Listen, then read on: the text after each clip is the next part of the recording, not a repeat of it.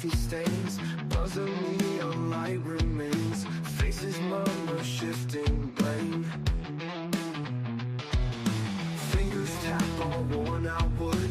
Shadows move where nothing should. Secrets hiding under hoods.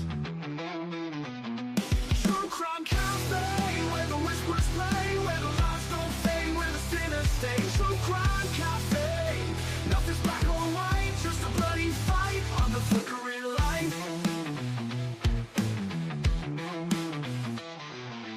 Cops and questions, mouths shut tight. Truths and ghosts in the middle of the night. Everyone's guilty, nobody's right.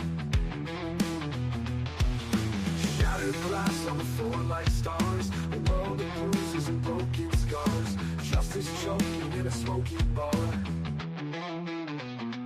True crime cafe, where the whispers play, where the lies don't fade, where the sinners stay. True crime cafe, nothing's black or white, just a bloody fight on the flickering light.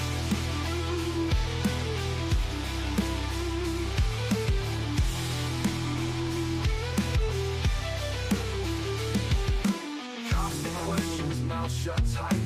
Truths and ghosts in the middle of the night. Everyone's guilty, nobody's right.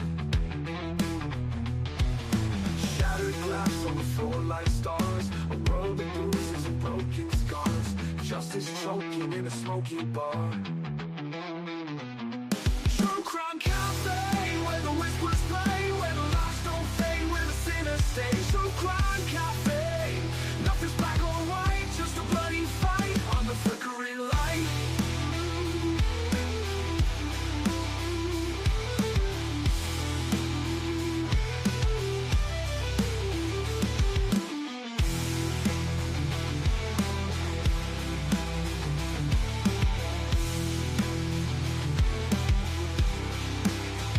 On the flickering light.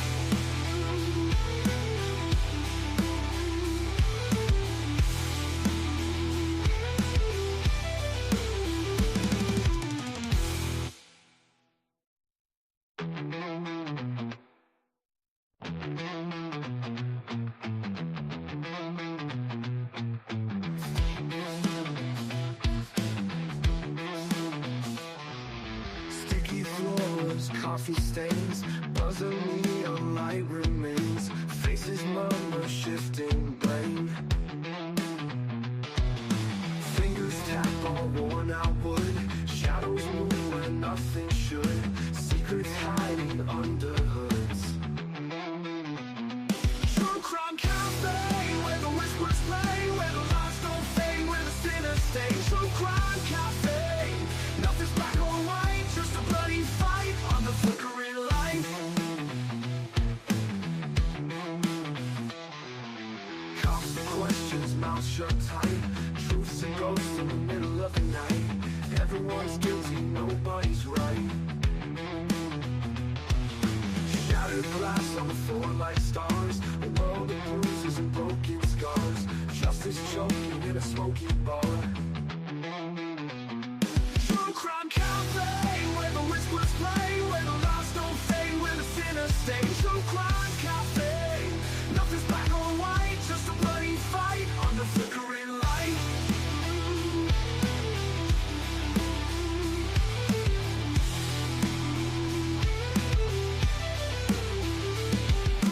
Cops and questions, mouths shut tight. Truths and ghosts in the middle of the night.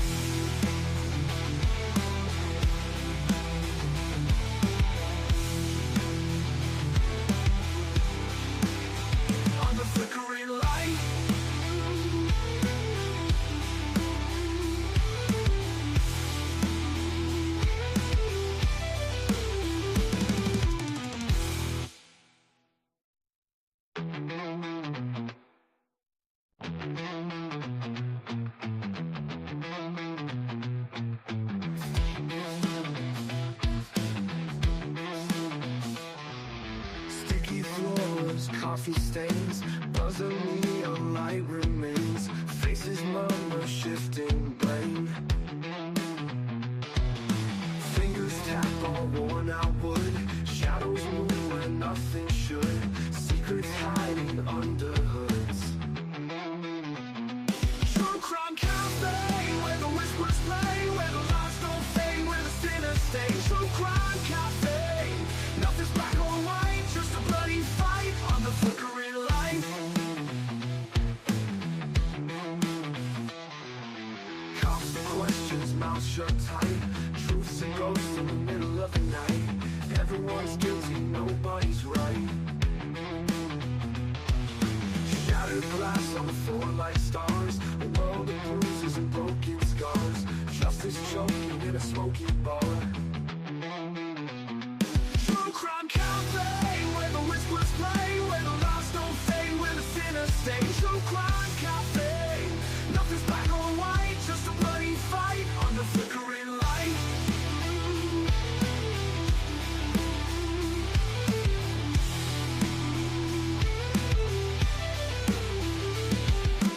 Cops and questions, mouths shut tight. Truths and ghosts in the middle of the night. Everyone's guilty, nobody's right. Shattered glass on the floor like stars. A world of bruises and broken scars. Justice choking in a smoky bar. True crime cafe, where the whispers play, where the lies don't fade, where the sinners stay. True crime cafe, nothing's black or white, just a bloody fight on the flickering light.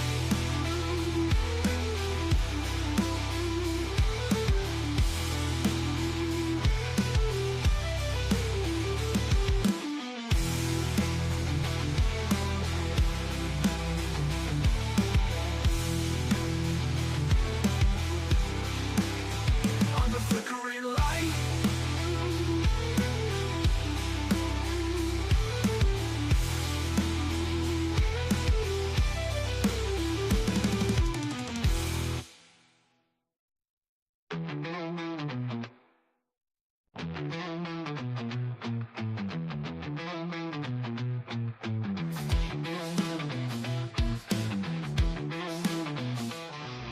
Sticky floors, coffee stains, buzzer neon light remains.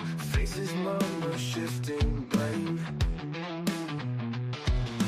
Fingers tap on worn out wood. Shadows move where nothing should. Secrets hiding under hoods. True crime cafe, where the whispers play, where the lies don't fade, where the sinners stay. True crime cafe, nothing's black or white, just a bloody fight on the flickering light. Cops and questions, mouths shut tight. Truths and ghosts in the middle of the night. Everyone's guilty, nobody's right. Shattered glass on the floor like stars. A world of bruises and broken scars. Justice choking in a smoky bar.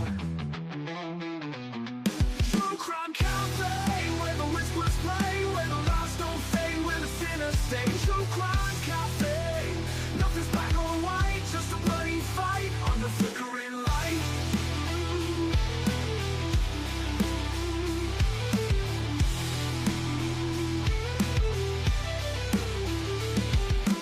Cops and questions, mouths shut tight. Truths and ghosts in the middle of the night. Everyone's guilty, nobody's right. Shattered glass on the floor like stars. A world of bruises and broken scars. Justice choking in a smoky bar.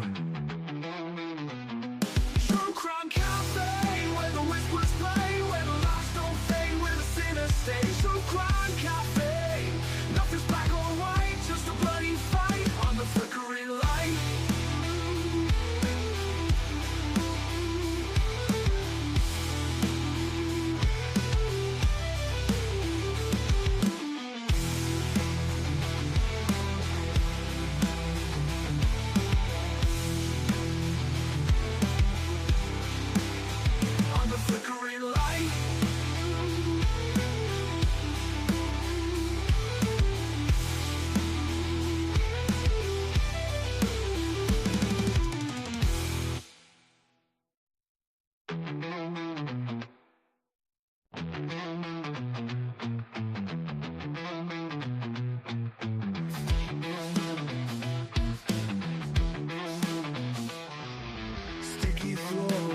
coffee stains, buzzing neon light remains. Faces murmur, shifting blame. Fingers tap on worn out wood. Shadows move where nothing should. Secrets hiding under hoods. True crime cafe, where the whispers play, where the lies don't fade, where the sinners stay. True crime cafe, nothing's black or white, just a bloody fight on the flickering light.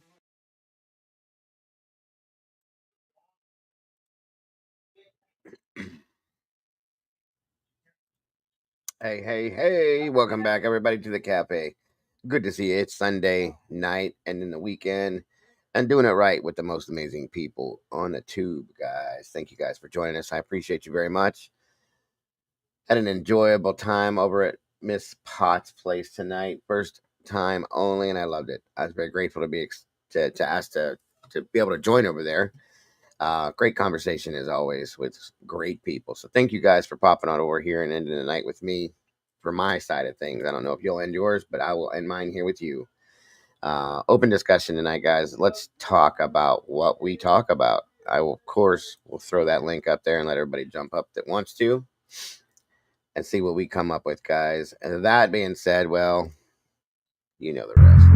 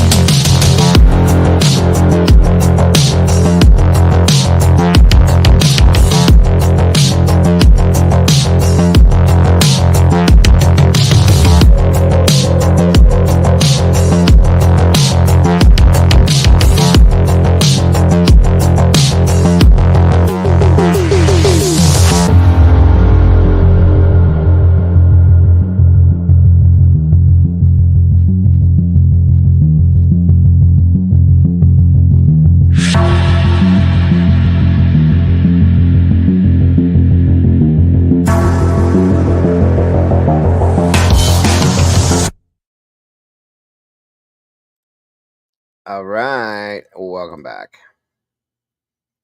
Come on, come on, come on. Grab a seat, guys. Probably ain't gonna have too many people in here. It's Sunday night, late night, and I'm sure somebody else is live.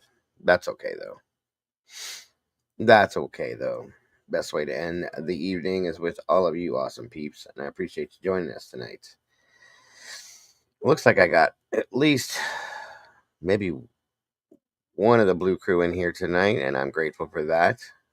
It is the weekend and it's late, so I don't expect too many peeps in here. Either way, winding down on the weekend. Final discussion of the night for me. And I'll be back again tomorrow, of course, in the morning. So, who we got in here with us tonight just to do this? It looks like Angel D from Down Under. Good to see ya. Monday morning for you. Beach Bay, welcome back to you. Humphrey, great to see ya. Meg P, thank you for joining us tonight, ma'am. I appreciate you so very much. Miss Jody Walters, welcome back, and Miss Potts, of course. Again, thank you for having me over there tonight. That was wonderful and very much appreciated. Appreciate you so much. Same faces, and absolutely, it was my honor to be able to join you tonight, Miss Potts, and I am very grateful. Thank you again. Lily Rose, good to see. Excuse me, good to see you tonight. Fizzy Cake visiting here. Julie Ann, great to see you. Michelle F, hello and welcome. I guess it's probably either morning or middle of the night for some of you guys.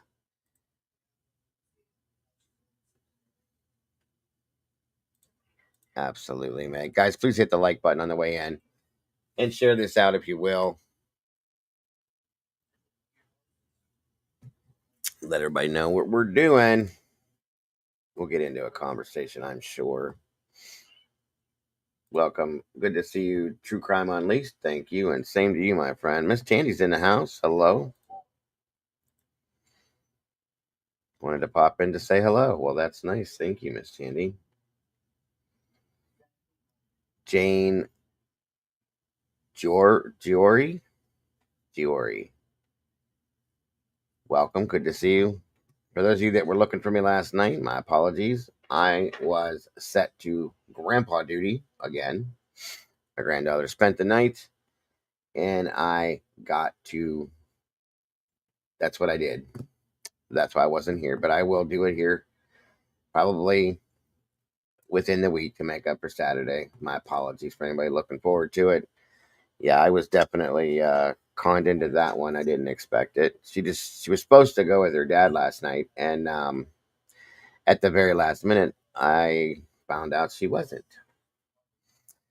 So I was on pop-up duty all night, watching movies and eating popcorn. That was my thing last night. So, and I fell asleep. Every time they put a movie on, I go out. It was nice, yes, but I felt bad because I did it again. Said I was going to try to be here and just didn't make it. So it happens often when I have her around. Won't be raising Cain with you about your creature in your backyard. My daughter got upset with me because she heard of them. There you go. See? Well, that's absolutely fine, Candy. You do what you need to do, ma'am, to get yourself ready for tomorrow's workday. Yeah, I do. Every time I watch a movie, Humphrey, I'm out. So is Brian going to get with the plan and rescind the plea? I don't know. I think it's Wednesday, Angel, but I don't know. I don't think he's going to. I don't. Yeah, we won't be in here too long tonight, guys. I just wanted to come in and conversate for a while, and I won't keep you long, I promise. Yeah, I was stuck being Papa last night. I had the granddaughter, and that always comes first. Yes, Angel, I will be streaming the sentencing hearing live best I can.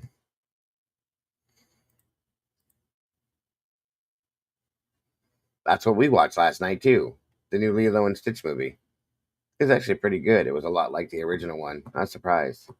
But yeah, that's what I watched last night was Lilo and Stitch, and then we watched what was the second movie we watched? Something called Apocalypse. It was a cartoon of sorts. I can't remember. Anyway, it wasn't bad either. But the Lilo and Stitch movie was cute. Oh no! We were gonna watch that other one. We watched the new Superman movie. I'm sorry. I'll do it sometime within the week here, Angel. I'll make up for it. Yeah, the granddaughter comes first. Her demands are her demands. I got done with the show and I went and I got up actually after we were eating and stuff, and then started to walk back here, and my wife said, "Where are you going?" I said, "I got to go do the paranormal thing tonight." And she said, mm I said, "What are you talking about?" She goes, "She's staying here tonight." And I said, "Ah, oh, okay, surprise. Thank you for telling me." So anyway, that's what I did.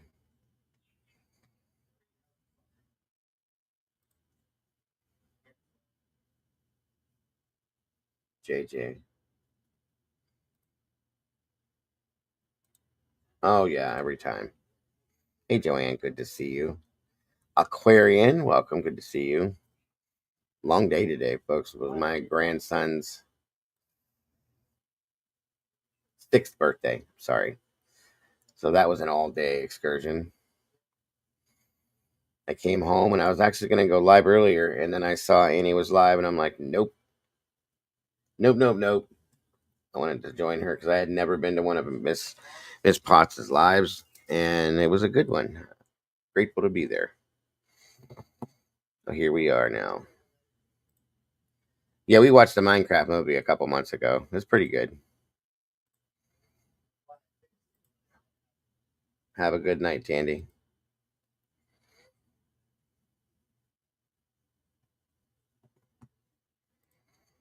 Probably not, Lisa. Probably won't say a word. You probably won't react at all.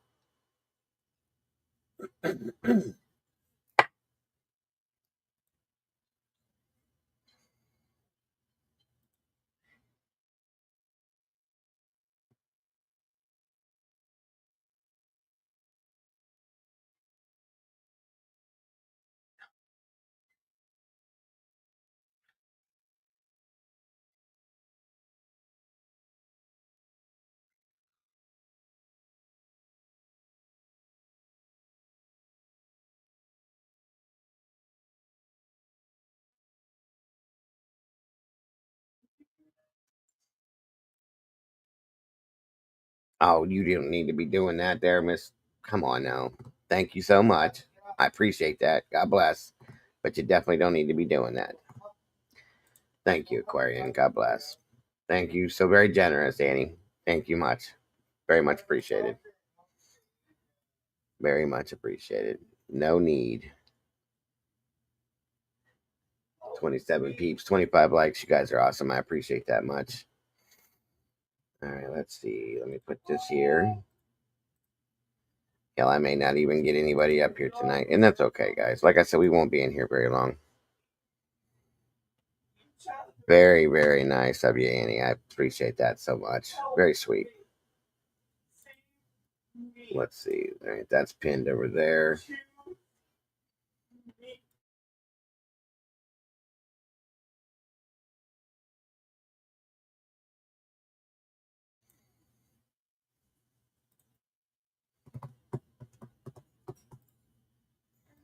Hey, Carrie, good to see you. Do you think the judge said he did? Why do you think? Probably because of all the different statements that I think they gave that timeline because there are multiple family members and he wants to give them the allowance to be able to freely speak what they need to say, however long it takes, and to go through all of that. So they give a day. I think he said a day to a day and a half. I don't know that it'll take that long.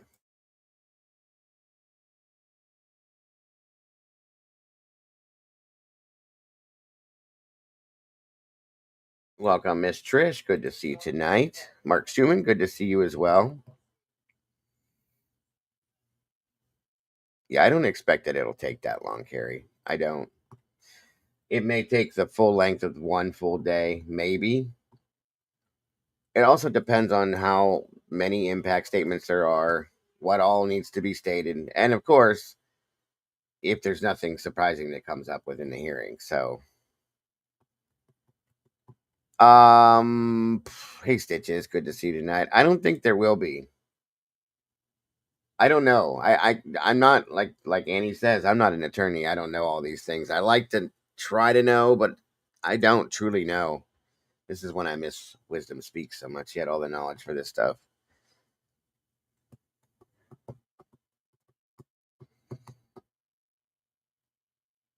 That's awesome. That is awesome. Sounds great to me, Robert. Enjoy that. Family time is always number one, guys, and it is the best time in the world. So enjoy it as much as you can because before you know it, they're all grown up and you don't get that anymore. So please do. Just stopping in to say hey. Okay, well, thanks for saying hey, Brandy. Good to see you tonight.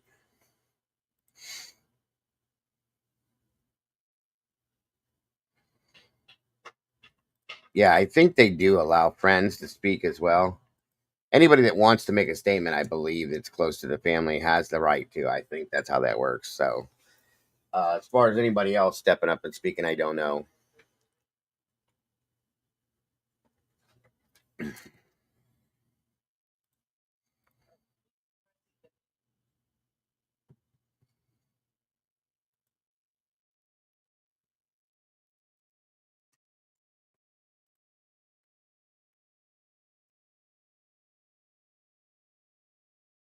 Yeah, it was a very hot day here too, and my grandson's birthday was outside, so it was not fun. A lot of sweating and struggling, and yeah, I was glad when that was over with. But we spent most of the day. Well, my wife had to make the cake because that's what she does. She does the cake baking. Sounds it's that's fine, Robert. No worries, anytime. Um, and then she had to make cupcakes to go with it, and then she had to cut some kind of a because my grandson loves sharks. So she had to cut a watermelon into a shark, and then it was sitting on um a big pan full of blue jello to look like water. And then it had that's why I was eating them leftover Swedish fish. It had Swedish fish in it in the bottom of it in the jello. And yeah, you can send that over, Annie, if you want to. Sure thing. I appreciate it. And then inside of it were the melon balls that came out of the watermelon, and there was a she had like a Barbie doll, like it was inside the shark's mouth, like he was eating it was kind of fun. She makes all that kind of stuff, so she had to make that. So we had to do all that today, starting early this morning, and then go to the party, have the party, and then come home. So it was a long day. I'm burnt out for sure. It turned out really cool, Carrie. She's really good at that stuff. I didn't even think I should have taken a picture to show you guys. It happens, Brandy. It happens. Like I said, Joe, I won't be here long. I just wanted to come in because I didn't get to hang with my peeps today. Say hey, discuss some things, see what we got going on in the world a little bit, and that'll be that. We had an impromptu violin and cello concert at my work today. One of the residents' daughters and granddaughters played. The daughter plays professionally, and the granddaughter was in. Oh, that's awesome. Very awesome, Busy. That sounds like a good way to pass the day, that's for sure. Music is always, you can't go wrong with music. Any kind of music, truly, you can't. I'm glad you enjoyed yourself with that. Let me see something. I was going to throw up. 1 second here.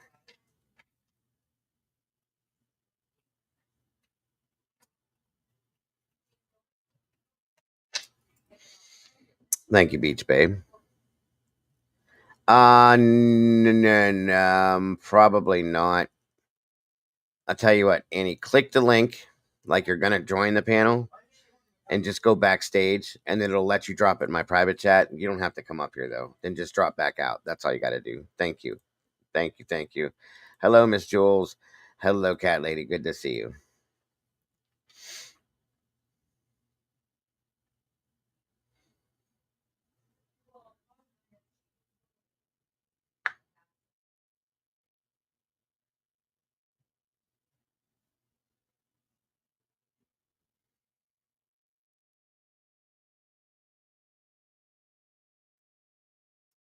Yes, thank you guys. Appreciate that very much. Yeah, that's why I wasn't in here early this morning.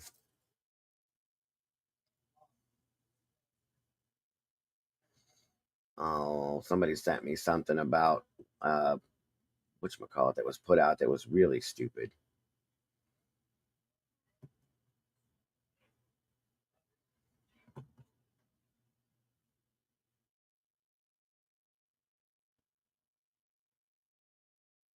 In another interview that came out earlier today.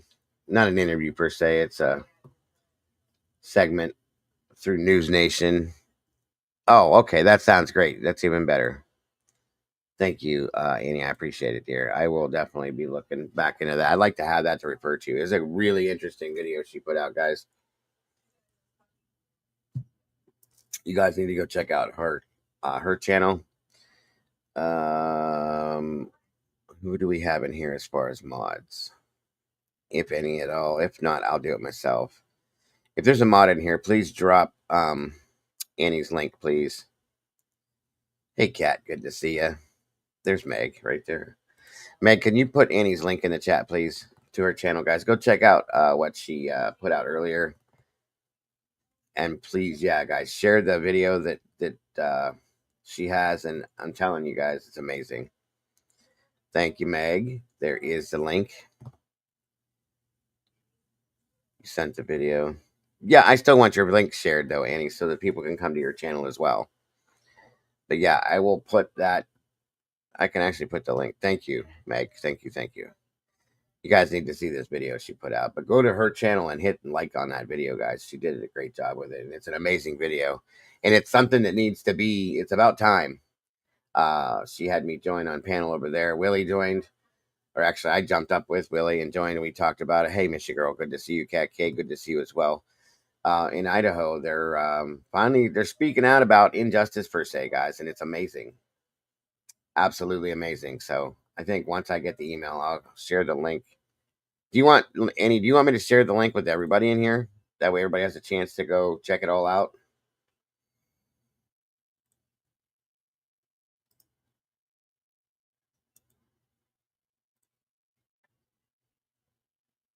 Hey, Miss Paula, good to see you and your positivity.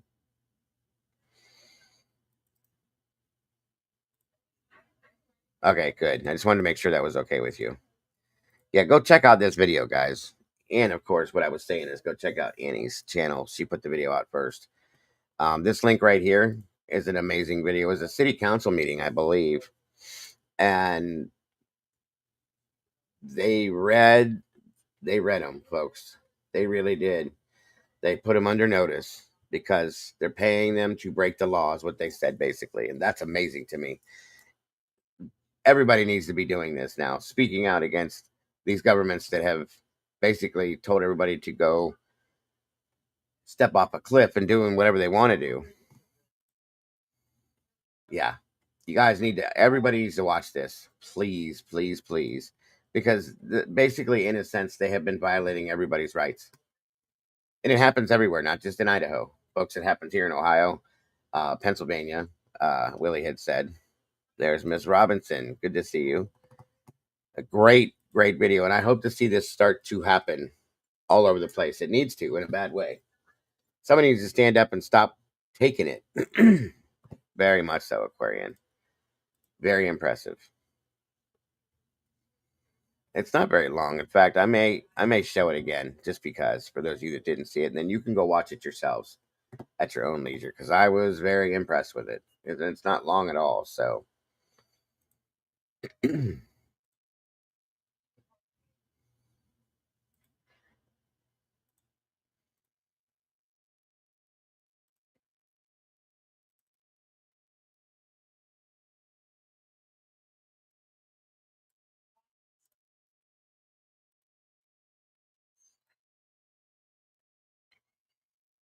yeah, I'll go ahead and show it to Miss Girl. It was really interesting. I was quite impressed.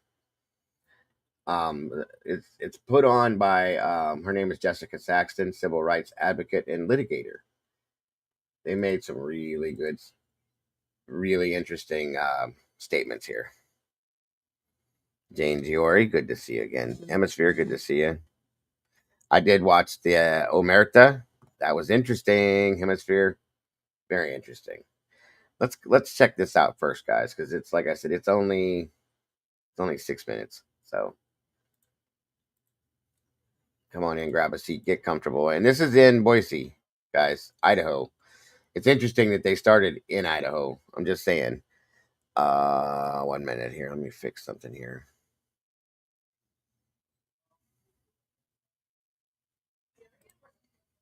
There we go. Yeah, for those of you that have seen it, bear with us, please. I just want to make sure it's seen again because it was quite interesting. Here we go. You're putting us on notice that the state has rules that are unconstitutional? Yes, ma'am. Thank you. All right, Jessica Saxon. And then Tanawa Downey. And are you representing yourself or an organization? Myself. Okay. My name is Jessica Saxon. I'm a civil rights advocate and Thanks, litigator from Robert. Washington, D.C.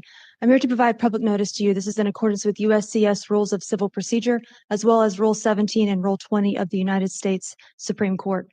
The Constitution of the United States is the overarching requirements that every state must follow. I don't think anyone here would disagree with that. States are not able to enact their own alternative legislation in substitution for the guarantees of the Constitution. That would mean that your state laws are more powerful than the Constitution, and that is unlawful. Clause 1 of Amendment 5 to the United States Constitution says that no person should be held to answer for a capital or otherwise infamous crime unless on presentment or indictment by a grand jury. Now pay close attention to the things she says, you guys. The way she outlines this is on point, and it's she's right, 100%. However, the state of Idaho, unfortunately, has enacted its own alternative legislation that permits prosecuting attorneys and police officers to charge by way of information as opposed to indictment. That is That's the whole thing. Your state, your local government is nothing is stronger than the Constitution of the United States of America. Okay, period. There's nothing stronger than that. Now, a lot of states and even smaller local governments have enacted their own laws, okay, to overlay against the Constitution. That's highly unlawful. You cannot do that. Okay, but they do it and they get away with it every single day. In turn, yeah, state laws cannot be stronger than federal laws for a fact. Okay, and you cannot create your own laws that don't go through Congress just because you feel like you want to do it that day. Okay, or because you want to change the law. Our Constitution is put in place for a reason, and anymore, it's being used, in my opinion, as toilet paper. People don't seem to care about it. They override it constantly. We're watching it happen in the Idaho 4 case, okay? And that's why I said it's real interesting that this is happening in Boise, Idaho. So remember that. That's why this is so important, what they're doing right now. And I hope they do this in every state in the nation. It's time that enough is enough. Okay? We have ran that Constitution's run this country forever. Who are you? I don't care who you are to say that that no longer counts, that we're going to do it my way or this way, not that way. Nobody has the right to do that. Our forefathers put it there for a reason, okay? And that's why it's held this country together for so many years. And that, in my opinion, folks, is one of the reasons why this country's falling apart.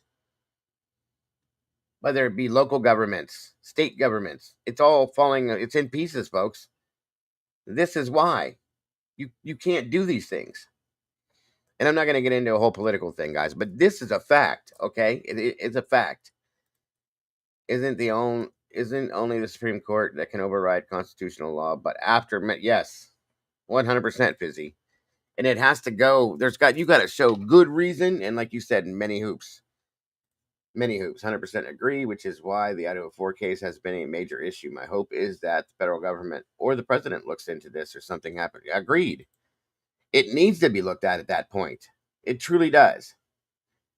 It truly does. So that's why I was so impressed with this video that Annie had put out. Seeing this is being done now. It's about time. People are just fed up, folks. We're fed up with watching these, especially in this community, the true crime community. How many cases have we watched where they just tromp on the Constitution?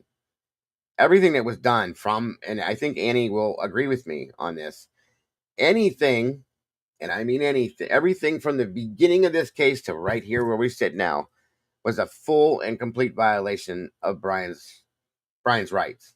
And if you look at it that way, a few of us creators have been saying this for a while now. So the fact that Brian's rights were violated, guess what? So are ours. Because we're just like him. We're American citizens. Everybody's rights are being violated every time something like this happens. Period. It is. It is a huge, big black eye. It's not even to just the judicial system, to the country, folks. To the country. These things should not happen. They can't happen, and it's highly illegal. So I will shut up and let this play now. But listen closely to what she's saying, because she's 100%, 150% right. Gotcha, Robert. Welcome, Miss Tita. Good to see you. Yeah, that's it right there. And that's already happened, Fizzy. It's already happened. They've seen it. I'm going to put it like this. It happened once. There's always a starting point and there's always an ending point to everything. So it started somewhere and it just kept happening and happening and happening to the point where now this is just how it works. And they're changing our Constitution. They're changing our country by doing this. We cannot stand for that anymore. So that's why I'm super excited about this video here. Only the governor can pardon civil cases and the president can pardon federal. Or you mean state? Yeah. Any case where the president can step in on civil. I think he can step in on those too. It's whether he chooses to or not is what I don't know. What about when taxpayer-funded judge allows the prosecutors to wrongfully judge and convict someone based on some inferior state statute? Deprivation of rights under the color of law. Whoa. She's right. Absolutely right. Meaning, in layman's terms, 1 second.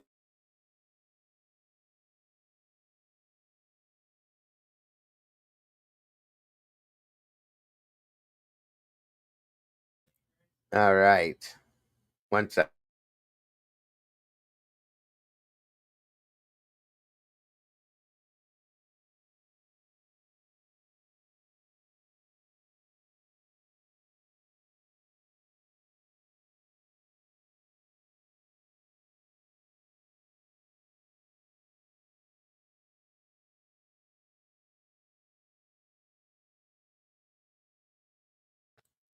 Yeah, the whole thing that Judge Hippler did, he should have never approved the plea in the first place, you guys. Never. Okay? The way that case was ran from beginning to end, he should have never approved the plea. 100%. First and foremost, that's prosecutorial misconduct. This, in my turn, relates to judicial misconduct. And in that sense, that is one of the things, as I explained to you guys. Let me show you something real fast here before we go any further. 1 second. I showed this to you guys last week, I believe. Where is it? Right here. As soon as I can get it to pop up here.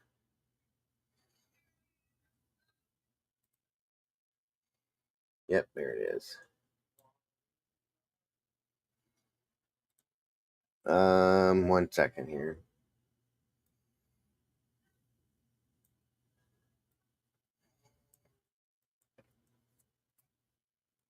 Okay. So, this is what we've been talking about as far as Brian having appeals and so on and so forth. So,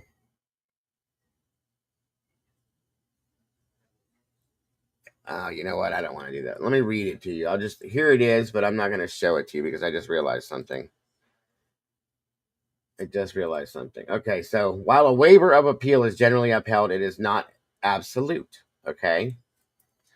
A defendant can still appeal even after waiving their right to appeal, but only under specific. Where'd it go? Hold on.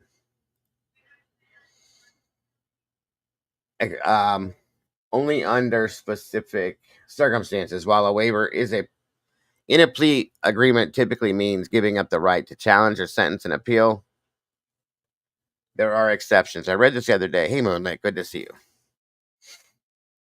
And here they are, guys. And this fits right into partly what we're talking about and what Annie just said as well.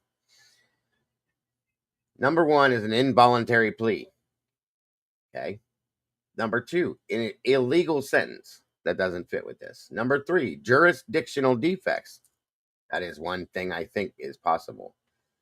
Number 4 is very important in this case, judicial misconduct.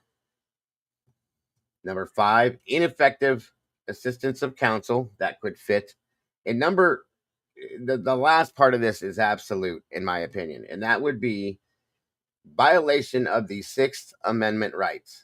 Although plea agreements often include a clause whereby the defendant waives the right to appeal in exchange for certain concessions from the prosecution, such as the elimination of the death penalty as a possible means of punishment, the defendant still maintains the right to appeal for the exceptions stated herein.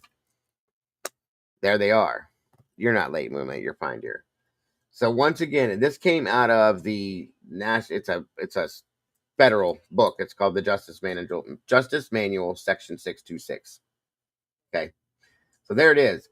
Violation of Sixth Amendment rights, judicial misconduct, ineffective assistance of counsel, whether it be voluntary or involuntary, and jurisdictional defects. Okay, all of those things, in my opinion, have happened in this case. That's all I'm saying. Assigning a civil judge to oversee a case of this magnitude is injustice in itself. It seems they wanted to make sure they get a judge to make sure to stick to the. Well, here's the thing: is that he had to be death penalty certified. So, if Hippo allowed to let the defense lie when asking if they had time to go through all discovery, I don't know, but you're not supposed to. Judge Hippler was appointed. He needs to be personally removed. Agreed. I think he should have been already. Okay, there's a conflict of interest with him too, but those things are all huge points with this case, folks. And this video, in my opinion, relates to that. So I will shut my yap and keep it playing. Constitutional. An emolument violation is when you pay a public official to commit a crime. There are 2 areas. I'm in the sorry, ma'am. This Constitution is what is the connection to the budget the hearing? connection to this is that you guys are. If this is legal notice, I'd ask that you do this with our attorneys. Well, what this connection is that you just had a budget that is allotting funds to go towards your police department. And your So law we're enforcement funding agency. the police and you're putting us on notice that the state has rules that are unconstitutional. So if the state has enacted an unconstitutional law and then you're paying your public officials to break that law, All right. then yes, that would be unconstitutional and thus unlawful and illegal. And so we are here under the public hearing to provide notice. Yes, ma'am. Thank you. Go ahead. Excuse me, there are two areas of the Constitution that reinforces this. The one is Article 1, Section 10, where it says that no state shall create any law that shall impair the obligation of contract. So your police officers, your prosecutors, your judges, they're all under a contract. That was a contract based on their oath.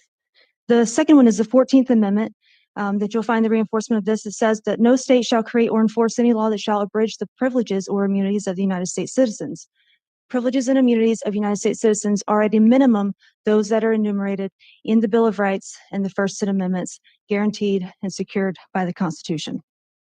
So Mr. Tannenwald Downing, he is preparing to litigate this issue at the United States Supreme Court on behalf of more than 700,000 people currently imprisoned here in America unconstitutionally. So yes, I'm here to provide notice to you today that if you continue to pay public officials to break the law, that criminal sanctions can come from that. Nobody wants that. That's not where we want to go. Nonetheless, public officials must be made aware that if you continue to pay people to disobey the law, that is an emolument violation, it is unconstitutional, and it is illegal. I do have a notice that I would like to put on the record here. Thank you so much. Have a great day. Thanks. Mr. Downing. Thank you so much. So I have roughly 4,000, a little over 4,000 criminal affidavits on behalf of actual victims of this particular situation. People have been charged improperly in violation of the Constitution from right here in the state of Idaho. Many of them are from within the city of Boise itself.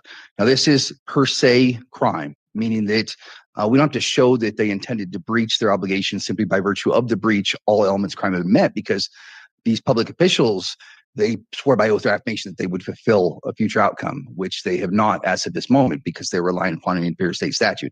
So you guys prepare the budget for the law enforcement, for the police department. That's part of the budget that you guys are asking for right here. If those police officers are going out and relying upon an inferior state statute that directs them or permits them to abridge their obligations that are codified in the Constitution of the United States of America, they're committing a crime, right? It's called deprivation of rights under color of law. It's very, very simple. So, you cannot pay public officials to break the law. That's the emolument violation. We're providing notice to you guys. We're not trying to get anybody into trouble. We're not here confrontationally. We want to ask you guys to please step up and simply discharge the duties of your office, confirm the things we're saying by taking a look at Clause 1, Amendment 5, and then directing the agents to act in a lawful constitutional manner so we can avoid any further litigation. The state of Idaho does not have the authority to create an inferior state statute and then go and enforce that in violation of the Constitution of the United States. So I know that you guys are going to go ask your attorney here in a moment, right? As soon as we're done, you guys are going to go ask your attorney. You're going to say, hey, is this true?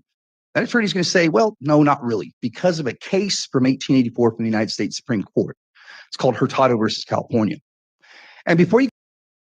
Now this, like Annie brought up, this is the same situation that Jay Logston brought up in the documents a ways back, where I called it the Idaho history lesson they gave us. He's right. This is what it sounds to me like. This is what they were. Annie made a huge point earlier. It almost sounds like they're building groundwork with what Jay put out months ago. This here to prove the corruption within the government in Idaho per se, and how this case was tried, and how this case flowed. Period. And that's what he's explaining in this sense too. Both of these people. This is why this is so important to me, in my opinion, that this is heard, that this is seen by everybody. And I mean everybody. I don't care where you live. Anywhere from Alaska to Hawaii. Okay? Because this does happen all over the place. You guys choose to rely upon that as the foundation. I want to remind you guys that the Constitution of the United States is the foundation, not a judge-made ruling. Judges do not have the authority to legislate.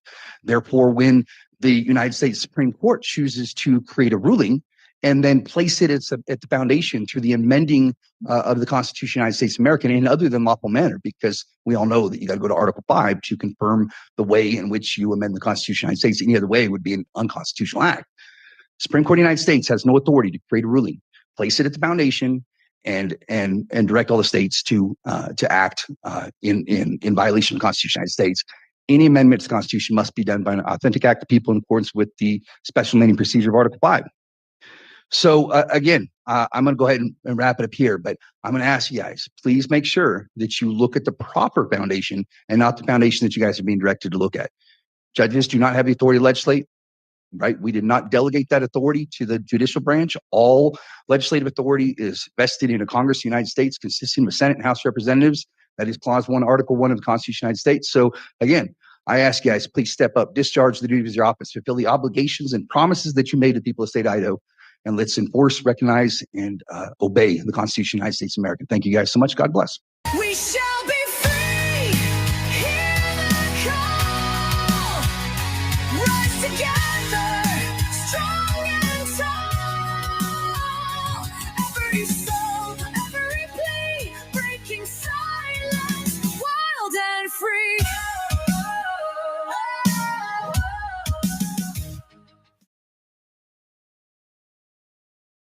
Time to take our country back, folks. That's all I'm going to say. That's all I'm going to say. Thank you again, Annie, for that. That's awesome. All right. That's something else to go along with that. Hold on.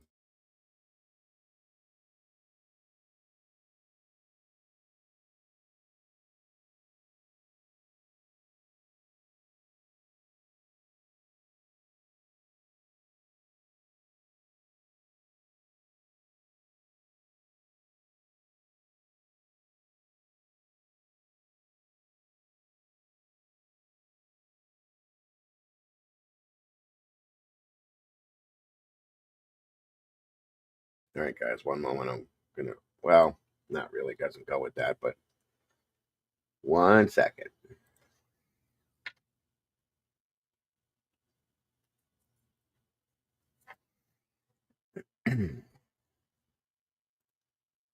Was Ann Taylor just creating a meticulous record of this corruption while working a case she knew had been rigged? Possibly. That's kind of what Annie said earlier. Was she building groundwork for,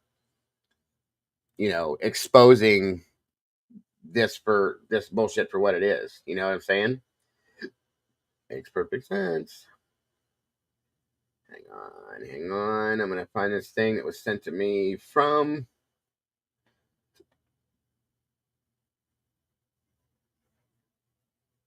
Oh, yeah, this too. Actually, I got a couple things.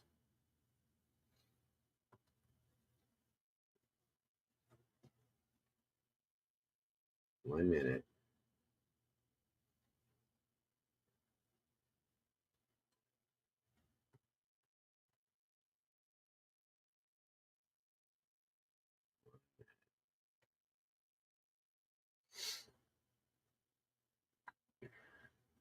Okay, hold on.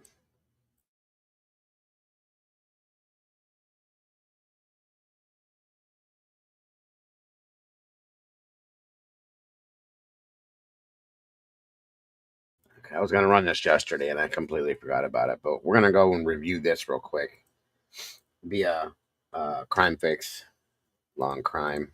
1 second here.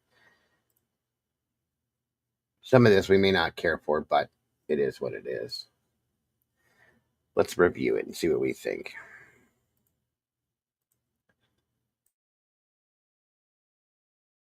The families have said to me they are very, very glad that the book exists because it does keep the four of them with their different personalities alive. New details about the Idaho murders are coming to light in a book and docuseries just out. Author Vicki Ward is here to tell us what she's learned about Maddie, Kaylee, Xana, and Ethan, and a possible motive in this horrific crime.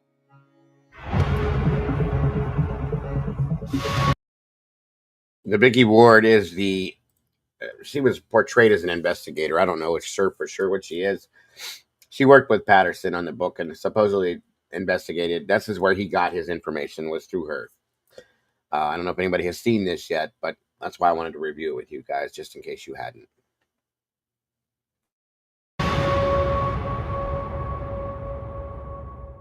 Welcome to Crime Fix. I'm Anjanette Levy. In just over a week, Bryan Kohberger will be formally sentenced for the murders of 4 University of Idaho students that, by all accounts, he had no connection to whatsoever.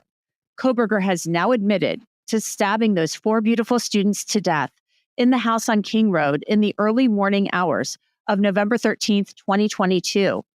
Maddie Mogen, Kaylee Gonsalves, Xana Kernodle, and Ethan Chapin's lives were stolen from them just after 4 a.m., and we still don't know why. Not that any reason Kohberger could give would be reasonable or offer any rational explanation for such a heinous act. He murdered them, and it should never have happened. But a new book out just now, The Idaho 4, An American Tragedy, digs into the case and the people whose lives Kohberger shattered in a matter of minutes. Investigative journalist Vicki Ward and author James Patterson teamed up to write the book. They try to answer the question why, and they show how deeply this crime impacted the. Bryan doesn't even portray himself as an incel. That's my issue with that. And once I get Casey to join me, I will let her explain it herself who Bryan is, and you'll see he wasn't an incel. Small college town of Moscow, Idaho. But they also show us the toll of what Kohberger did has taken on the friends and family members left to grieve Maddie, Kaylee, Xana, and Ethan. The trauma and grief his actions have caused. The authors believe, as I do, that Kohberger was targeting Maddie Mogen that morning. He did, after all, go straight to her bedroom. He'd been casing the area for months. Ward and Patterson write about a recurring dream that one of Maddie's friends had, that Kohberger encountered Maddie at the Mad Greek restaurant where she worked, and that she rebuffed his advances. Ward conducted more than 300 interviews for the book, including with Moscow Police Chief James Fry, whose small police department was thrust into the international spotlight as his officers worked with Idaho State Police and the FBI to solve the case. They also look at Kohberger's misogynistic tendencies, talking with people who knew him, who claim that Kohberger believed women belong at home in the kitchen. Exactly, Hemisphere. That's what I think most of our issue is right there. No needs to say or sorry either. And they look at whether he was inspired. Kohberger's misogynistic tendencies, talking with people who knew him, who claim that Kohberger believed women belong at home in the kitchen. And they look at whether he was inspired by. Did I go back far enough, Busy? And he didn't have, there's nowhere that he portrayed misogynistic tendencies ever that I saw or even heard of. So this is a joke. And that's true. The Mad Greek owner came out and said, hey, Tomboy, that he told People magazine that BK was never even a customer there. Interesting. Do I need to go back further? Okay, sorry. Hold on. Tragedy digs into the case and the people whose lives Kohberger shattered in a matter of minutes. Investigative journalist Vicki Ward and author James Patterson teamed up to write the book. They try to answer the question why, and they show how deeply this crime impacted the small college town of Moscow, Idaho. But they also show us the toll of what Kohberger did has taken on the friends and family members left to grieve Maddie, Kaylee, Xana, and Ethan. The trauma and grief his actions have caused. The authors believe, as I do, that Kohberger was targeting Maddie Mogen that morning. He did, after all, go straight to her bedroom. He'd been casing the area for months. Ward and Patterson write about a recurring dream that one of Maddie's friends had, that Kohberger encountered Maddie at the Mad Greek restaurant where she worked, and that she rebuffed his advances. Ward conducted more than 300 interviews for the book, including with Moscow Police Chief James Fry, whose small police department was thrust into the international spotlight as his officers worked with Idaho State Police and the FBI to solve the case. They also look at Kohberger's misogynistic tendencies, talking with people who knew him, who claim that Kohberger believed women belong at home in the kitchen. And they look at whether he. That's what they're trying to say, but there's never no proof that he was there. This is ridiculous. That is ridiculous. And it's in the Patterson book, just so you know. He was inspired by Elliot Rodger, an incel who killed 6 people in 20. And I showed you guys who Elliot Rodger was the other day. Brian Koberger is nothing like this idiot. Hey, Charlotte, good to see you. That was a joke to me, too. Nothing like Elliot Rodger, sorry. 14. Roger was a virgin who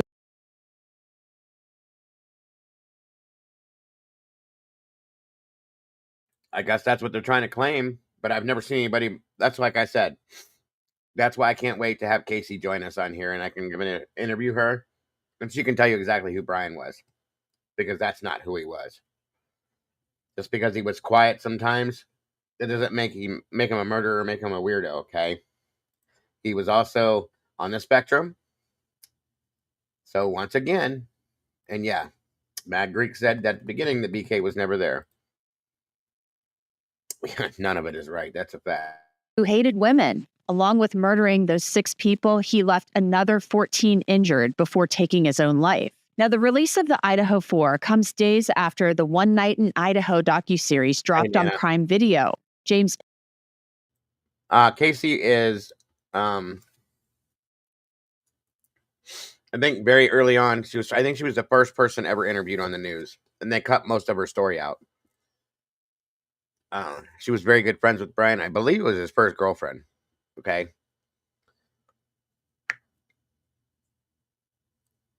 I think so. Yeah, that's exactly who it is. Midnight. That girl there. Yeah, Willie talked to her, and she's going to join us here for an interview or a discussion. We're just going to talk to her, and I'm going to have her, have her explain who Brian was to the world, without having all the cuts and the news crews take everything out. Just let her tell her story and be honest. That's all. Patterson was a producer on that series, which features interviews with Ethan Chapin's siblings, his parents, Jim and Stacy, his friends Hunter Johnson and Emily Allant, who found their bodies on King Road that morning and were later the target of online sleuths who claimed that they had committed the murders. The series also includes a heartbreaking interview with Maddie Mogan's mother, Karen Laramie, and her stepfather, Scott Laramie. Maddie was Karen's only child. She said in the series that she always sought to protect Maddie and never let her cry, even when she was a baby. The pain of losing Maddie was compounded by the intense media attention on the case. Karen Laramie says she doesn't watch the news anymore. You also see pain and strength from Ethan's parents, Jim and Stacy Chapin, and his siblings, Hunter and Maisie. Maisie said in the last text message she ever received from Ethan, he said, "Love you," which she said they never said to one another. She now cherishes that message. Ethan's father, Jim, said in the series that he was surprised that Brian Koberger could ask for more time to prepare for trial, since Ethan couldn't get more time and he couldn't have more time with Ethan. Jim Chapin also said that he keeps Ethan's ashes in his basement and he talks to him there all of the time. Gary Jenkins, the former Pullman police chief and later chief of the Washington State Police Department, interviewed Brian Koberger for an internship in 2022. There have been questions about why Koberger didn't get that job. Jenkins said in the series he could sense that Koberger might have trouble developing trust in relationships, so that's why he didn't get that job. But back to the new book. Jenkins is also interviewed for the book, and so is former Moscow Police Chief James Fry. Vicky Ward says that neither one of them violated the terms of the non-dissemination order by. Wow. So Patterson actually interviewed the police chief of in an ongoing investigation, the chief of the police department that's in charge of an ongoing investigation, and put it in a book. He did that. You're going to tell me that that's okay? Wow.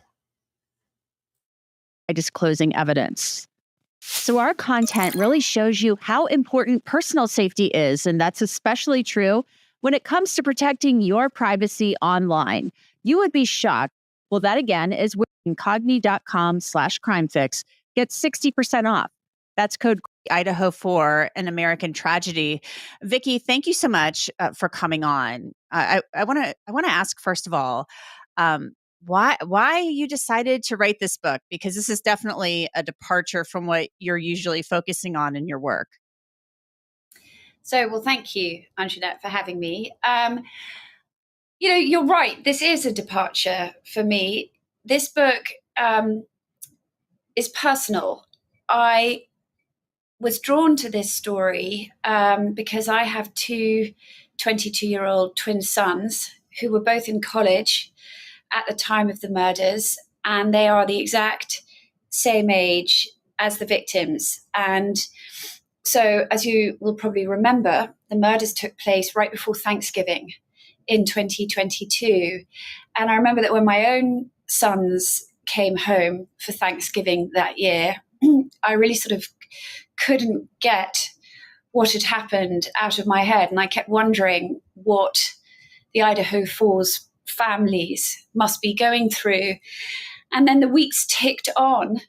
And as we were all sort of looking at our screens, and I was following the press conferences, and I could see that the police still didn't have any answers really. And suddenly, my kids were again back from college for Christmas, and still nothing. And then that very dramatic arrest, right on sort of New Year's Eve. And Good point, Hammond.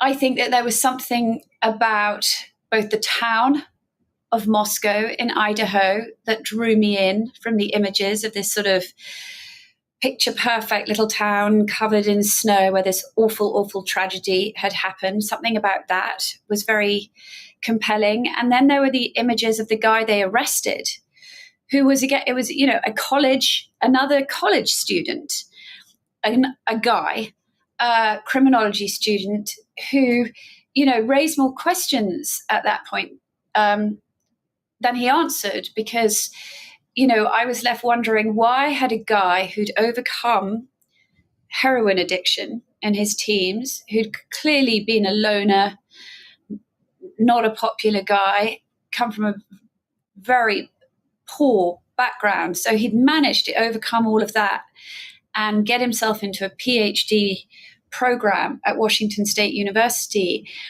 And I guess I wondered, what had taken this guy to the dark side. I happened to be on the phone to James Patterson, who I have partnered with once before, not writing, but we were executive producers together on Chasing Ghislaine, which is a podcast series we made about Jeffrey Epstein, and a documentary we co-produced together. And something about it spoke to him. And we had a long conversation, and we sort of decided we would do it together, because I did think that Jim's narrative storytelling was the right way to try to tell the story of what had happened in Moscow, Idaho. He said to me at the beginning, right, we're going to make the reader feel like they're there. They're in Moscow at the time of the murders. This is going to feel close and emotional and personal. And we're not going to report this and write it as from 40,000 feet, like we were, like perhaps some of my other books have been written with I can almost guarantee you probably didn't. Deliberate distance. In this book, there is no distance, and that's deliberate. We wanted the reader to feel what it was like if you were the victim's parents, if you were the victim's friends, if you were the police chief, if you were the mayor, if you were the coroner, if you were a local journalist, if you were the other students. We wanted to draw you in and make you feel what it was like to be part of that community, which got absolutely pulled apart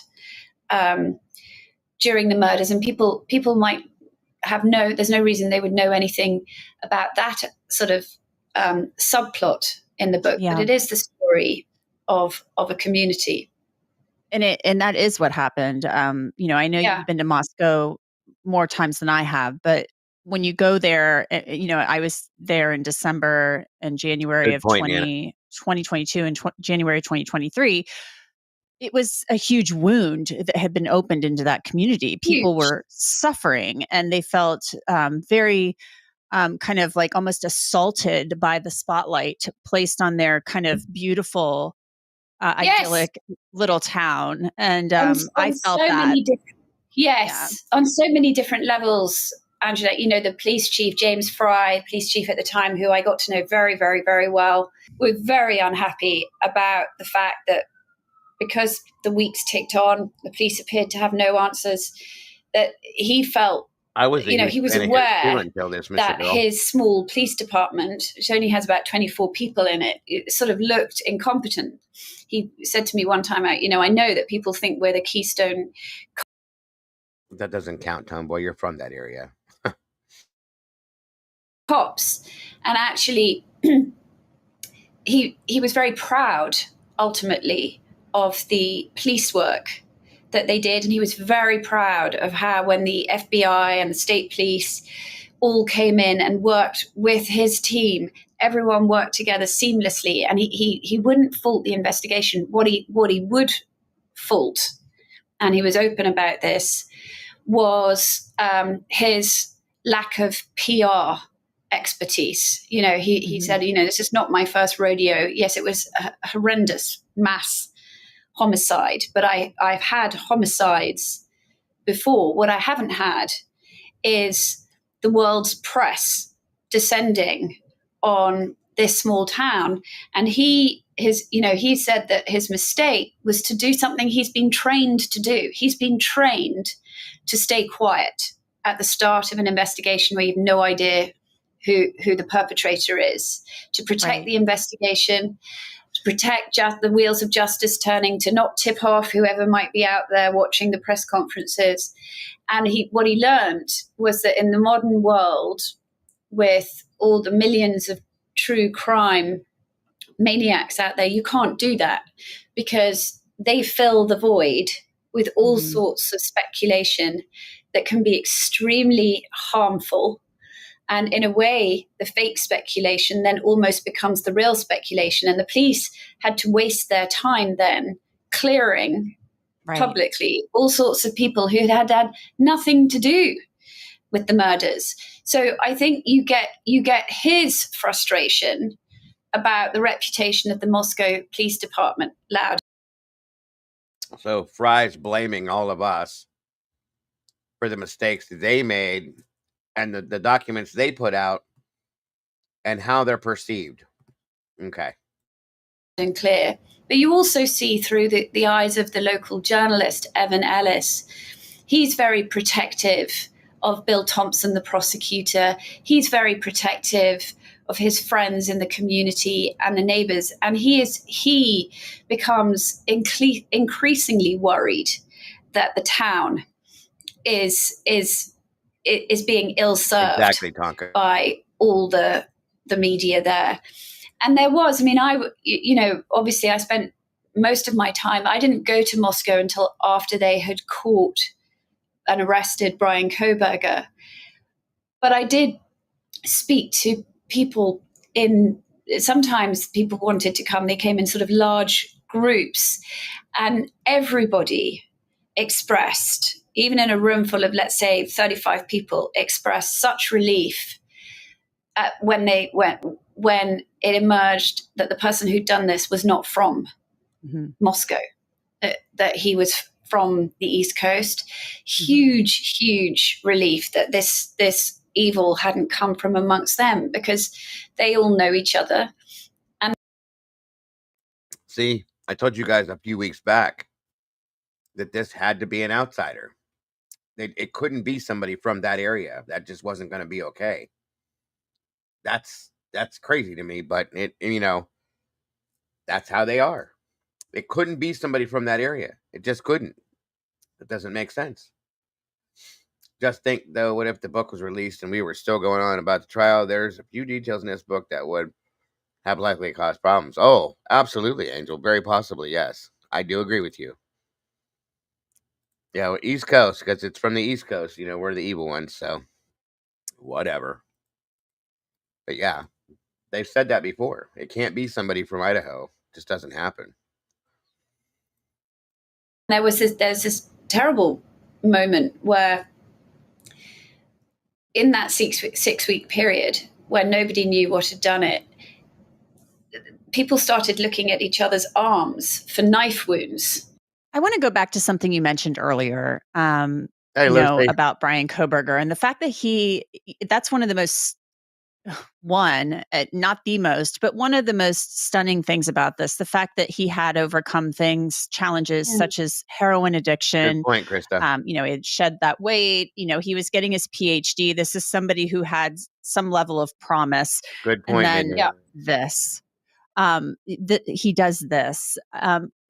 Have you been able to piece together through your investigation of this case what you believe to be the motive in this case? I mean, I know what I think it is and what my theory is, but what do you think the motive was here? Well, I think it's complicated. I do go back into his formative years, and it emerges that despite actually decent parents who did their best, he is a complicated loner, and he's manipulative. I do have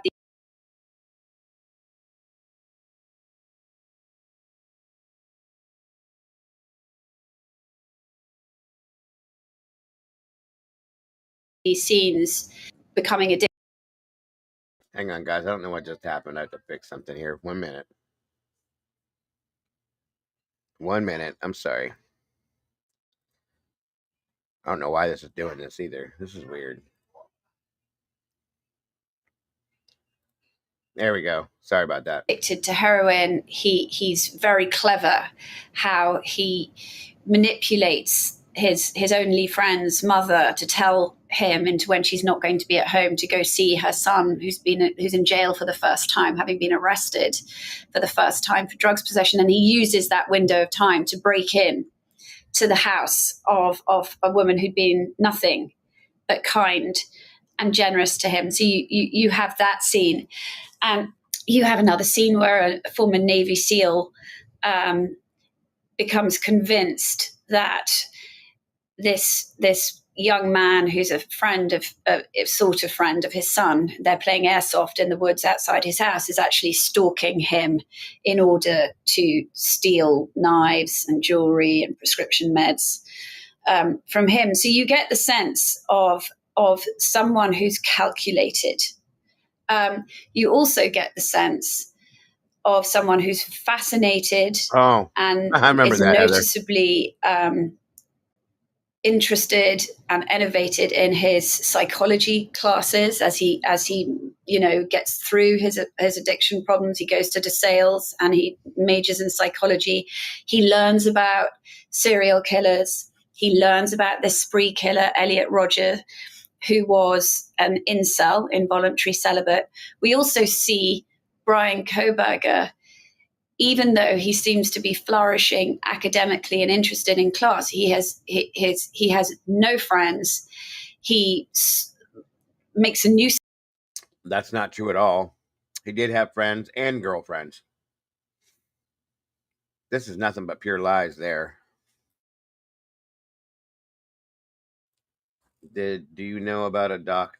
This was leaked and it was still under seal. I don't know what you mean, Charlotte.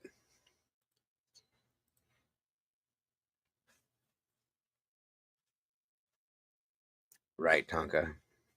Of himself at a local bar to the point that he's chucked out. And you get a sense from the text messages that I kind of got from people that he is developing into a full-blown misogynist. And what I think you then see in the book is by the time he gets to Washington State University, his views of women are heinous, and also things that he seems unable to keep to himself. And his misogyny is really what blows him up in that classroom and out of it, and really wrecks his career. The way he treats and speaks to women, following them, or mansplaining would be the best of it, following them and then telling male classmates he can have any woman he wants, and that he believes women should be in the bedroom and in the kitchen. And he continually gets hauled in front of the administration until I think you do see that by the time the murders happen, it's all over for him. He's thrown away everything he's worked for. He's got nothing to lose. I mean, what do you think, Anjanette? my personally, and I agree with you. I think that he does have some type of, I think he is a misogynist. But I think that he targeted Maddie. That's yes. always been my, I think Maddie was his target. He didn't expect Kaylee there. I think that he wanted to I think commit some sort of Yes. sexual assault and murder, and Kaylee being there, awakening, upset his sick plan. And then Xana and Ethan, sadly, I think, were killed because Xana saw him. I mean, that is my kind of theory. I think, hopefully that's what you get from the book. I mean, definitely, Emily Allant, who was Xana's best friend, there's a chapter which is a dream. She and I talked a lot about. It would be real easy. And when the owners come out more than once to People magazine, especially, stating that Brian was never there. What a joke. Just keep telling your lies, lady. How to sort of capture her fears in a way that readers would really feel them too. And, it is her belief, and it's the belief of the families of the victims, that Maddie was the target, and that Maddie, was this beautiful blonde sorority girl, Elliot Roger, back in 2014, who we know. So she's trying to turn somebody's dream into a factual statement. You got to be kidding me. What pathetic stuff is? That's just beyond pathetic. Koberger had studied, talked about wanting to take revenge on his childhood blonde sorority, childhood friend Maddie, who was also in a sorority. And Emily believed that, Maddie was always turning down guys when she was waitressing at this restaurant, the Mad Greek, which sold a lot of vegan food. We know Koberger was a vegan. And so Emily's best guess is that, there's another lie. Go pull up the menu for the Mad Greek. I think it was only vegan pizzas, the only thing they had. One thing on the menu, not a lot of vegan food. So, once again, he might have tried something with Maddie. She would have brushed him off and never thought twice about it. But he then stalked them. We know that he stalked her online more than he stalked exactly, Pam. the others. He really got to Kaylee and Xana through pictures of Maddie, and I know because I drove in his footsteps, as it were, and I sat in a car where he would have sat if to look into that house. And there's only, you can see the deck and the main living room, but there's only one bedroom you can really see from the road, and that is Maddie's. And he would have known it was Maddie's because she had her name in the window and she had these pink cowboy boots, and she didn't think twice. I mean, one of their neighbors and friends. Exactly, Pamela. Like I said, when we looked it up too, the only thing that we saw or even remotely came close to vegan was some kind of a pizza that they made. That was it. Sorry, that's not a lot of vegan food. Told me that she would, Lexi, her name, she would often walk to her car in the evening and the house was all lit up, and she would smile to herself because she would see Maddie in the window at her vanity, putting on her makeup, curling her hair, never dreaming that somebody would be staring at her from the road, stalking her with, terrible, terrible thoughts in his head. Yeah, it's sickening. One of the things I love about this book is that it highlights the victims and their families and their friends, despite the horror of this. And I'm not finished with the book by any stretch of the imagination, but it honors them. And I want you to tell me a little bit about that, because I think that's an important part of this, because they are who matter here. Yes. So when Jim and I first talked about it, we were very clear on this, that we were not going to do anything that glorified the murderer. That is a risk in sort of the true crime genre, that we were going to try to resurrect Maddie and Kaylee and Xana and Ethan, and we were really going to try and take the reader into their lives and their personalities, their hopes, their dreams, their fears, in a way so that the book means that they'll never be forgotten. And I think we were able to win the trust of the families because of that. I mean, and the families have said to me they are very, very glad that the book exists because it does keep the four of them with their different personalities alive. I mean, when Jim and I talked about doing the book we had in mind was In Cold Blood by Truman Capote. We wanted to do a sort of fact. I mean, that's had questions about whether or not it's factual. We wanted the book to be very, very factual, which it is. There are 40,000 words of source notes online to go with it. But we wanted it to be a story for every man, a story of humanity at its worst, yes, but also at its best. And we wanted it to be a story about the four students, but also the town and the overwhelming sense of loss. So I mean, it's a broader book. It's not just a book about a horrific event that occurred at 4:00 in the morning on November the 13th of 2022.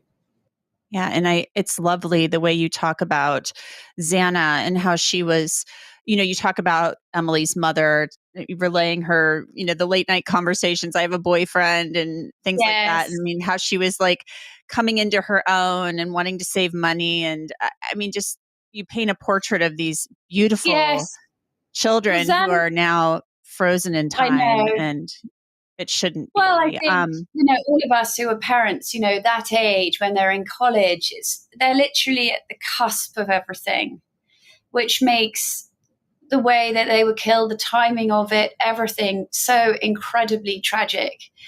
And Xana, of the four, was the most carefree.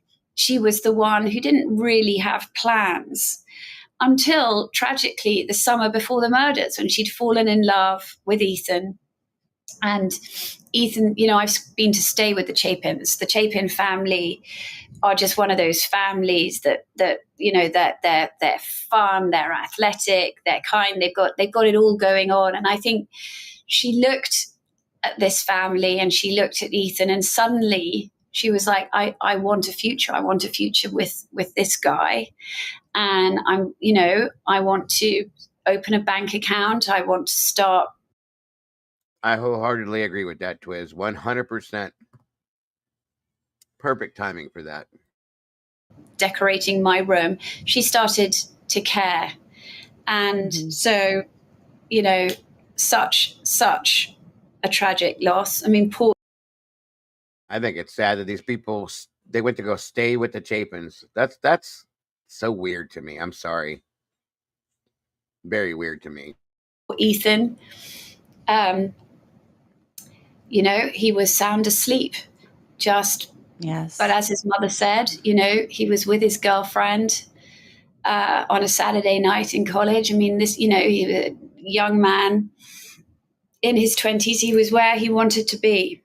And then you have Kaylee, who was this go-getter who'd already moved her stuff out, got her job lined up, wanted to see the world, probably then come back to Jack, her boyfriend, and for forever.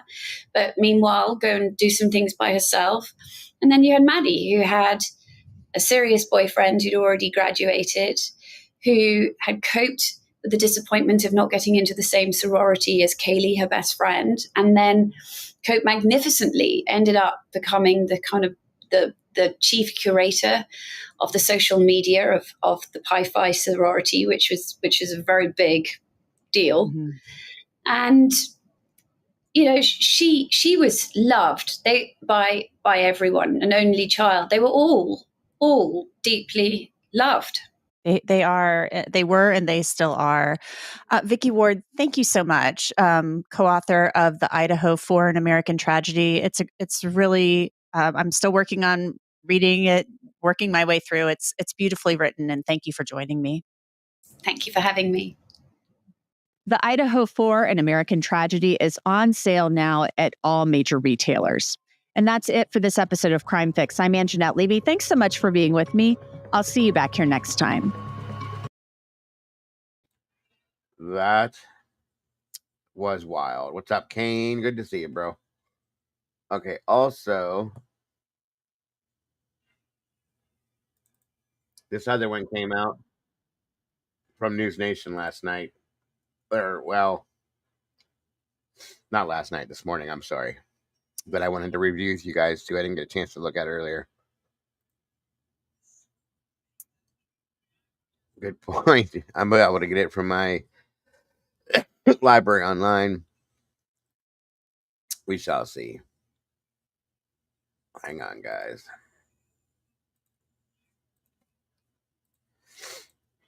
Mr. Brian Enton here.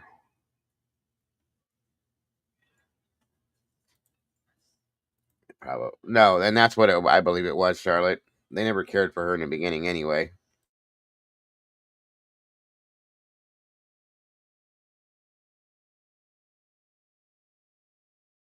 Oh, here we go.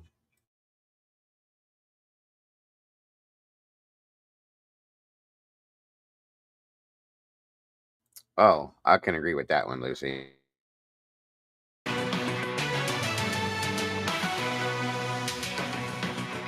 Hey everybody, happy Friday. Welcome to Banfield. We're live tonight. I'm Brian Enton, in for Ashley. She has the night off.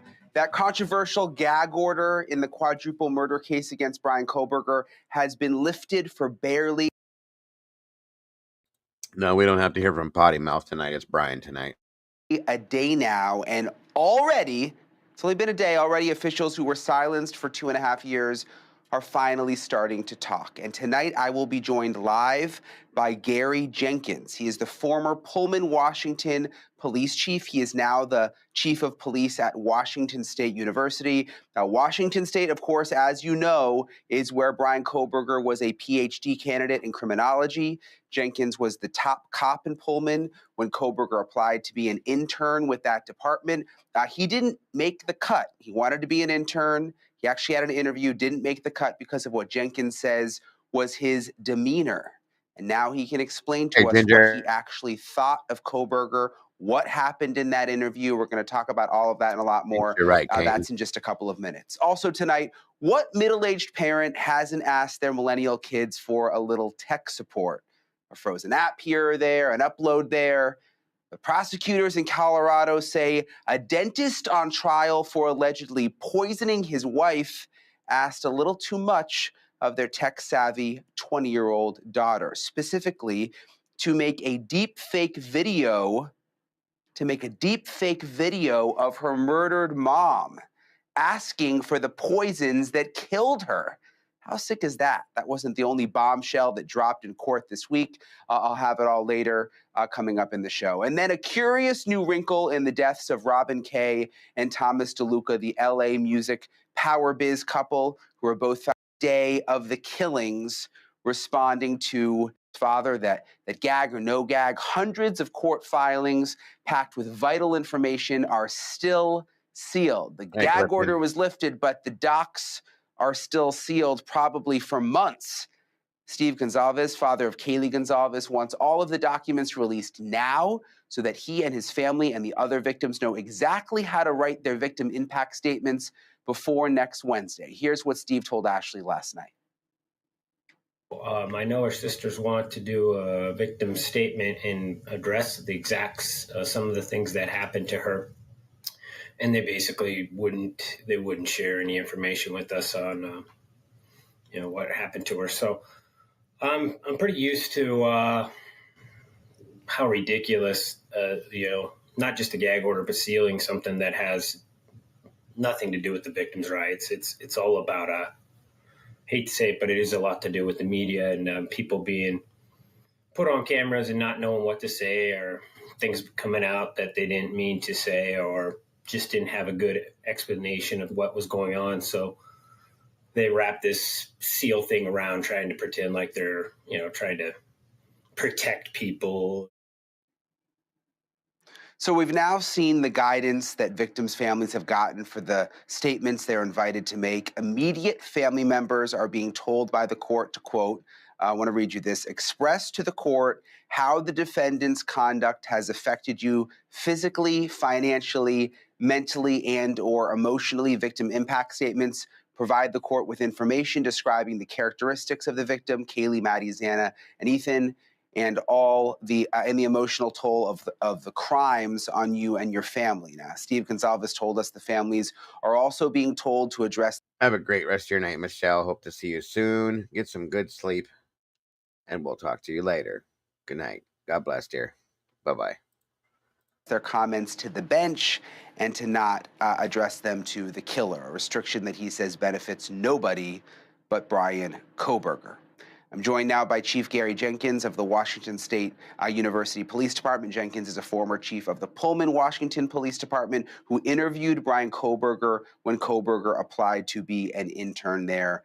Later, Chief Jenkins helped police in Moscow, Idaho get a warrant to search Kohberger's campus, apartment, and office. And Chief, it's very nice to have you tonight. We really appreciate you joining us very much. I want to start with you actually interviewed Brian Kohberger. He applied to be an intern with your department while he was getting his PhD in criminology in Pullman. What was your take on him when he came into your office? Well, actually, all my interviews were done over Zoom. I believe Kohberger was still in Pennsylvania at the time, but he was going to be making his way out to Pullman for his PhD program.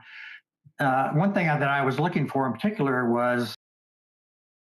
Imagine telling someone how what they did has affected you, but also you do not even know what exactly they did. Quite interesting, isn't it there, Lucy? Exactly what Kane's thinking. Exactly. Pretty crazy, folks. Explain that one. Someone who can develop a sense of trust and rapport with my staff. That's a very important quality in order to be a researcher embedded in a police department, because well, hello, Miss Boone. it's very tough to make inroads into law enforcement when you're considered an outsider, particularly from academia. And he was not particularly personable. He didn't speak in a fluid or conversational manner. And so I just felt like he would not be able to establish that trust and rapport needed to be an effective researcher in the police department. Did you know right away that he wasn't going to be a good fit? No, I mean, I interviewed each candidate. I interviewed four for about half an hour each. And it was, a little bit of time that I realized that just his demeanor and his way of conversing, I just didn't feel he'd be a good fit at the end of the interview. So tell me, Chief, how it went down. Basically, you were called, this was months later, to Moscow, which is about 30 minutes away or so, 20 minutes away, because they wanted to tell you that they had identified a suspect in the murders. What happened when you got to the police station in Moscow, and what was your reaction when you found out that it was Brian Kohberger? Well, I thought it was going to be another law enforcement briefing. They had held a couple for local law enforcement. But when I met Chief Fry in the lobby, I was the only one there that met him, and he walked me up to a room. And when he walked me into the room, it was full of their investigative team. And I knew right away that there was something significant happening and that it was likely to do with Washington State University. And so they told me that they had developed a suspect and they had connected him by DNA at the crime scene. And then they told me his name was Brian Kohberger. It took me a minute. The name sounded familiar. It's not a common name. And I recalled that I had interviewed him for that intern position when I previously worked at Pullman Police Department. So I let them know that. I told them I had his resume. I had a cover letter that I could share with them. And so they asked me to keep that information to myself for the moment and not even let my own department know that he had been identified. And so I went back to my department and sent them that information. So I'm just curious, because you interact with a lot of people as police chief. I'm sure you interview a lot of people.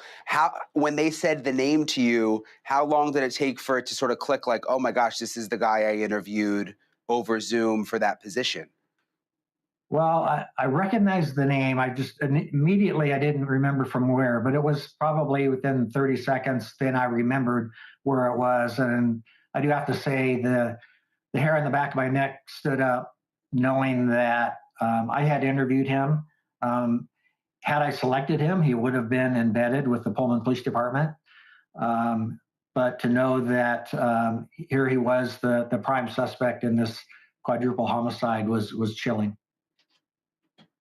Yeah, thankfully you didn't select him, Chief, because it just imagine if you had, and knowing that someone who's now admitted to this awful chain of murders, would have actually worked in the police department is kind of hard to even wrap your mind around, I'm sure.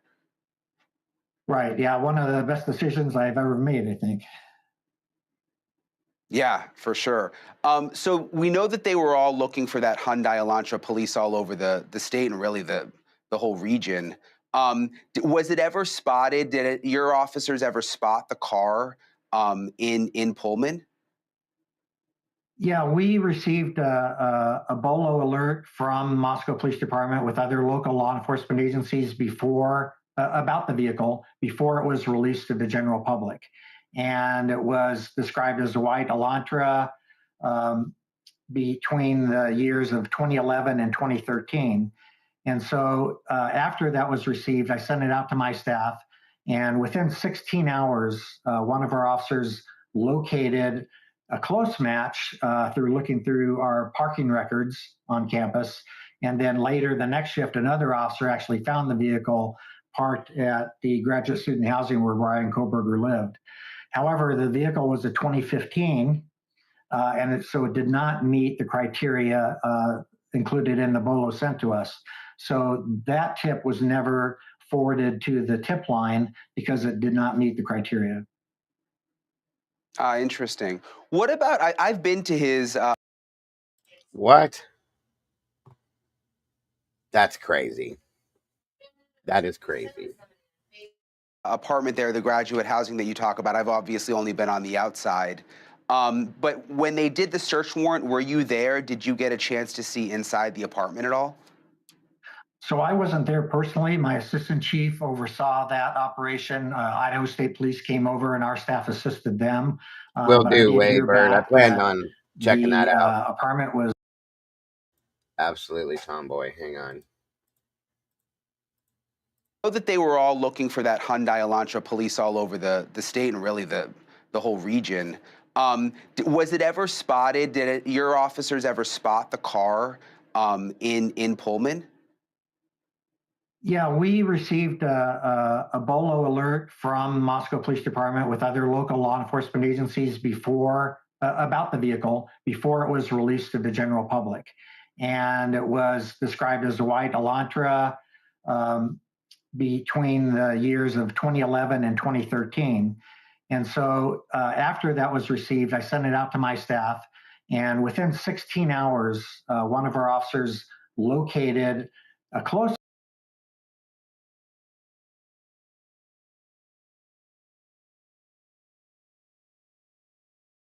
A close match. The next shift, another officer actually found the vehicle parked at the graduate student housing where Brian Koberger lived. However, the vehicle was a 2015, so it did not meet the criteria included in the BOLO sent to us. So that tip was never forwarded to the tip line because it did not meet the criteria.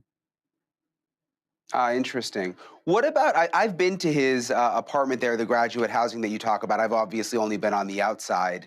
But when they did the search warrant, were you there? Did you get a chance to see inside the apartment at all? So I wasn't there personally. My assistant chief oversaw that operation.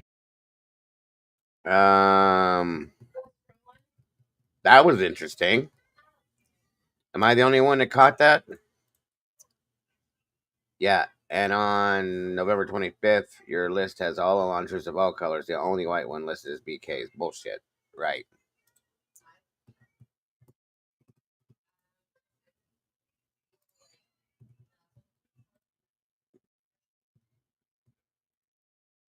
Just not caught it. I don't mean caught it, but like the way that was explained. they had a close match, and then so within 16 hours they found that something ain't right with this dude. The way he's explaining this, I don't like it. Idaho State Police came over and our staff assisted them, but I did hear back that the apartment was sparsely decorated. There was minimal clothes. There wasn't even a shower curtain there. Okay, but there were still clothes there. It was a single male. Okay, he took the shower curtain down. I don't know why everybody has made such a big damn deal about this stupid shower curtain. He was leaving. Okay, he was going home for the holidays, and he was going to come back. In my opinion, he wouldn't have left anything there. He still left clothing there, which means you're coming back. Okay, if you're not coming back, you're taking everything with you. He left clothing and a TV.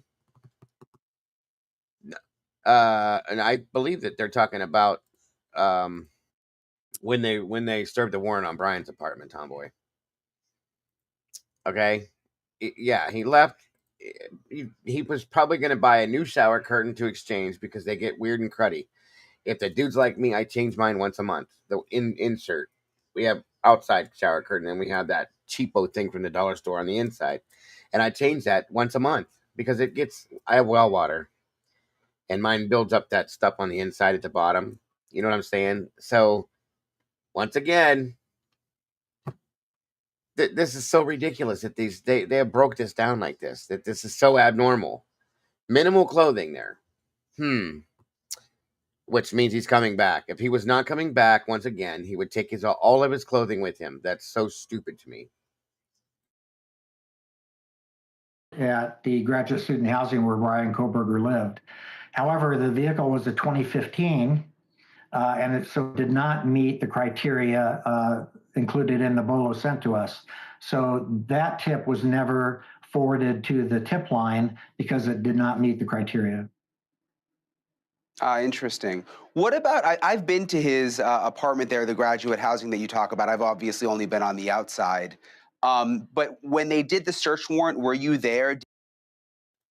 Oh, yeah. Sorry, Tomboy. I missed what you were saying. Yeah, that's the same guy. Same guy. He's not there anymore, but that's who it was at that time. Yes, ma'am. Did you get a chance to see inside the apartment at all? So I wasn't there personally. My assistant chief oversaw that operation. Idaho State Police came over and our staff assisted them. But I did hear back that the apartment was sparsely decorated. There was minimal clothes. There wasn't even a shower curtain there. It appeared as if the person who had lived there, Brian Koberger, was not planning to come back.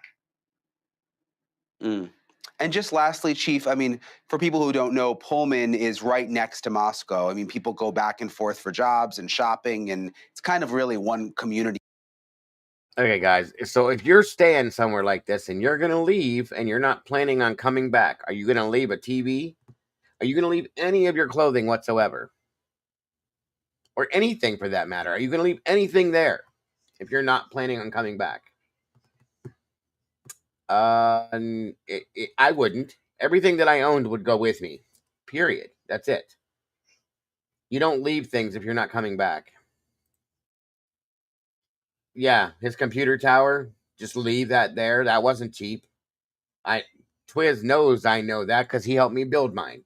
Okay? So no, they're not cheap, guys, and it's hard. That contains everything. You're gonna just leave that if you're not coming back? Come on. That's so stupid to me. One of the dumbest things stated in this damn case right there. In many ways. How are you doing? How's the community doing? I mean, obviously, a lot of people were expecting a trial. All of us were pretty much. And then this, this plea deal came through. What was your reaction to that? And sort of how's the community? They've never said anything about that, Tonka. Hey, Siggy, good to see you tonight. Siggy and Mike. Yeah, that's a fact. And that's already been, they work together too. So there you go. What are you doing? Well, the impact has been significant, as you can imagine. This was just a horrific event. Our communities are very tight-knit. We're somewhat. That's what I heard too, Charlotte, that he was still grading papers from his classes while over Christmas vacation. If that was the case again, you would not go back, okay? And they hadn't fired him, guys, until they found out that he was arrested. So he wasn't being fired. The only reason why he was terminated was because he was arrested, in my opinion. So that other stuff is bullshit, okay?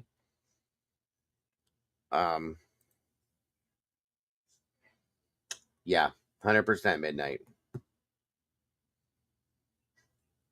So ridiculous. That's good point, Ginger. Good point. He left a fire stick there as well. These things aren't cheap, folks. You don't just leave these things behind if you're never going to come back. That's so stupid to me. So stupid to me. Geographically isolated, so we really have to depend on each other a lot. And so it was a significant impact on both communities and particularly both campuses, University of Idaho and Washington State University, especially on Washington State University after Brian Koberger was identified and knowing that he had been living amongst other students and attending classes and actually teaching on the WSU campus. So it's been really tough. There's been a lot of support amongst all the faculty and staff and between the two communities. And so there, I think good point, Heather. One of the things that I hope will come out of this as the positive is that how resilient the communities are and how much they have supported each other. Yeah, for sure. Well, Police Chief Gary Jenkins, we appreciate you coming on with us tonight. Thank you so much. Thanks for having me, Brian. Okay, so what happens to Brian Koberger 5 days from now won't be a surprise to anybody. For sparing the state the trouble of a months-long trial, the state will spare Koberger's life. Instead of death by firing squad, he will die some other way later in prison. The only question is what the victims' families will say before the sentence is handed down and how they'll actually say it. We've seen things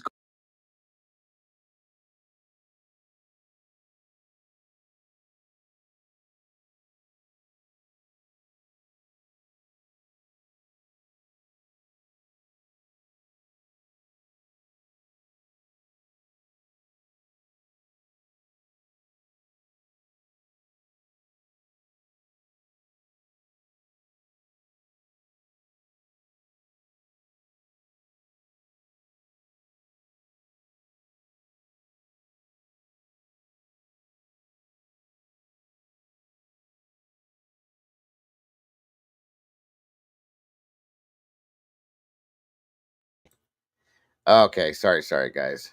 I was muted. So, I know at one point, Officer Tollison with the state police, he had a violation. The word was that Gunderson was the other one.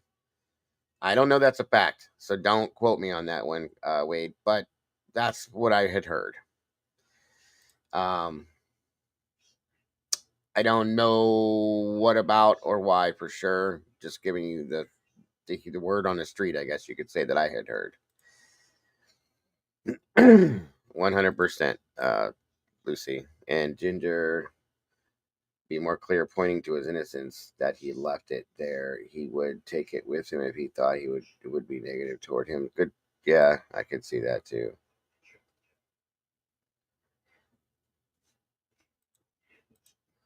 I mean, it could be, Charlotte. It could be.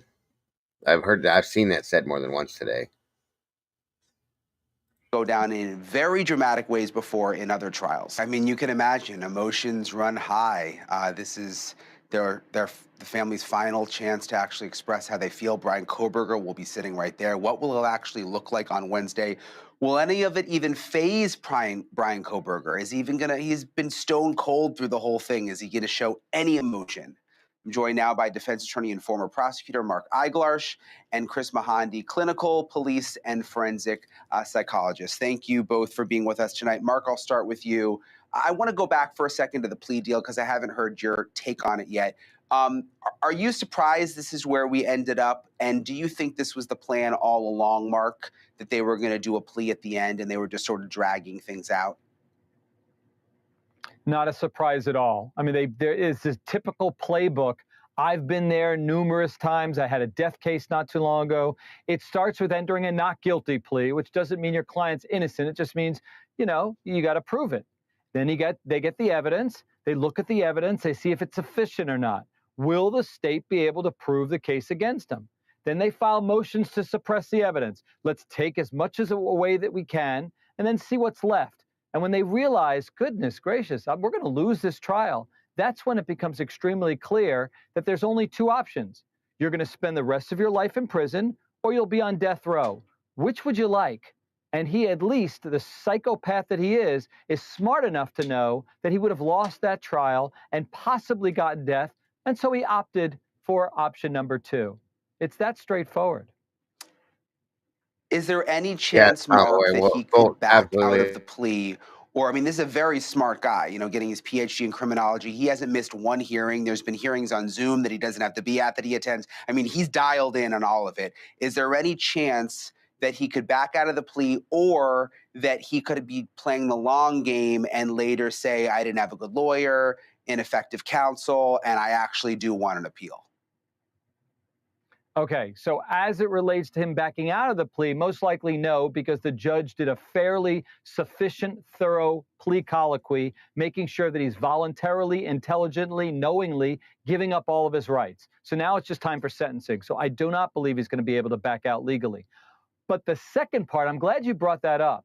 Even though he's saying, I'm giving up all my appellate rights, the truth of the matter is he's smart enough to know about a 2019 Supreme Court case called Idaho versus Garza, where the court ruled 6-3 that a defendant, even who waives their right, can file an appeal. And the attorney who doesn't file it on their behalf is rendering ineffective assistance of counsel, meaning they're not doing their job.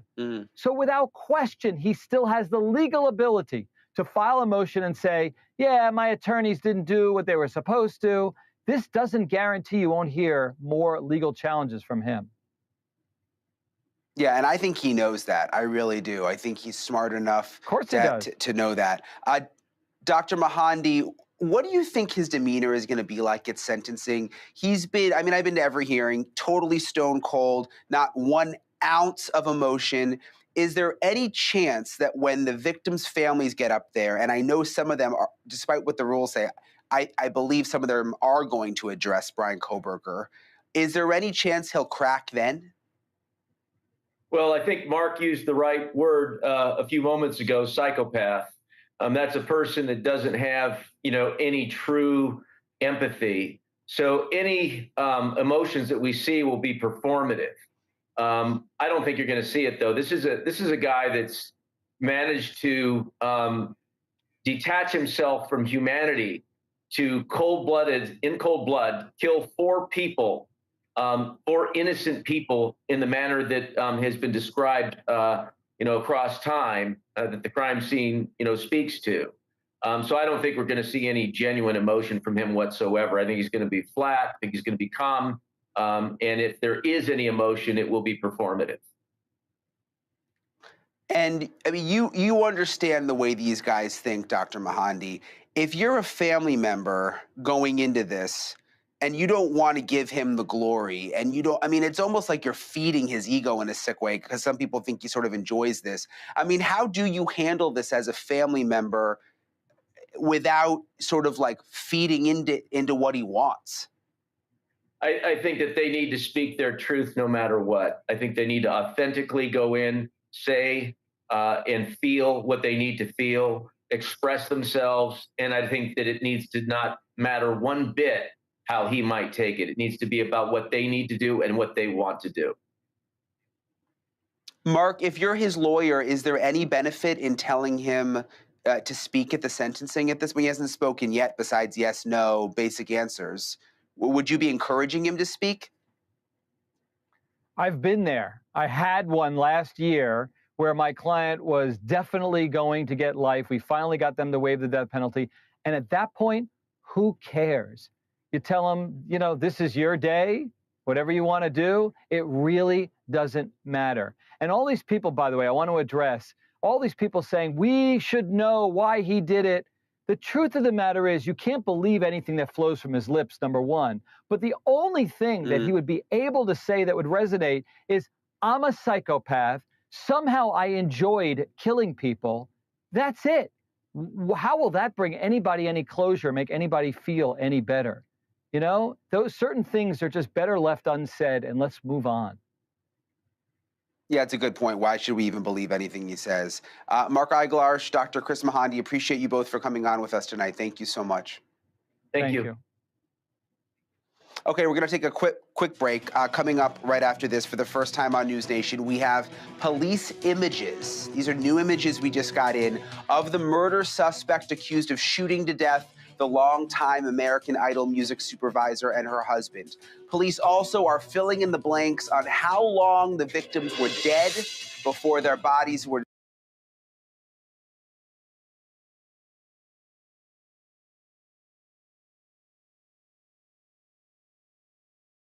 That's it for that. What a mess. These people are so. It's delusional stuff. Like I said, if the man was moving out of that apartment to not come back, why would you not take everything? Why would you leave anything behind? Why would you leave your purse, your clothing, at the very least?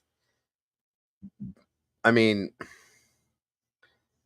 that makes no sense, guys. It just, none of it makes any sense. It doesn't.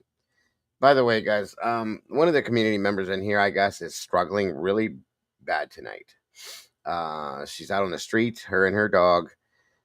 She doesn't have a place to be. I'm checking back and forth with her as we speak. I'm trying to see.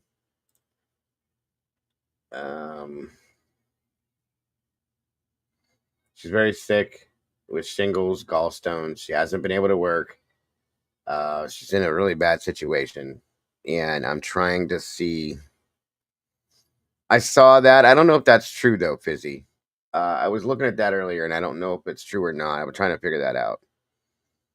And she's trying to get into a hotel for the night, based on what she told me. I can't get a response from her though as to whether or not she has a PayPal or anything like that to be able to help her with that. If anybody was interested in helping her, but she did ask me. One second here.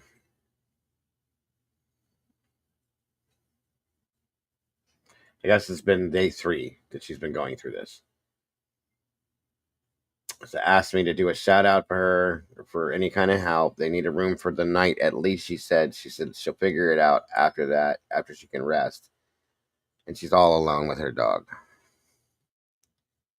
There she is, right here, Miss Boone. She's been here for a long time. And I know this is really hard for her to say, embarrassing wise, but don't be embarrassed, Miss Boone. We all go through it. And I don't know.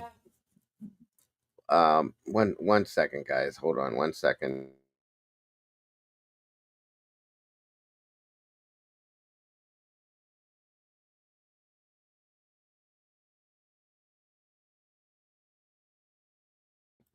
Do you have, Miss Boone, do you have a PayPal or a Cash App or anything like that at all? It's the only way I can think of anybody can get any help to you.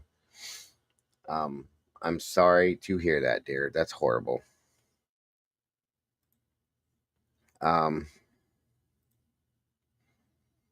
I would love to personally help you, but I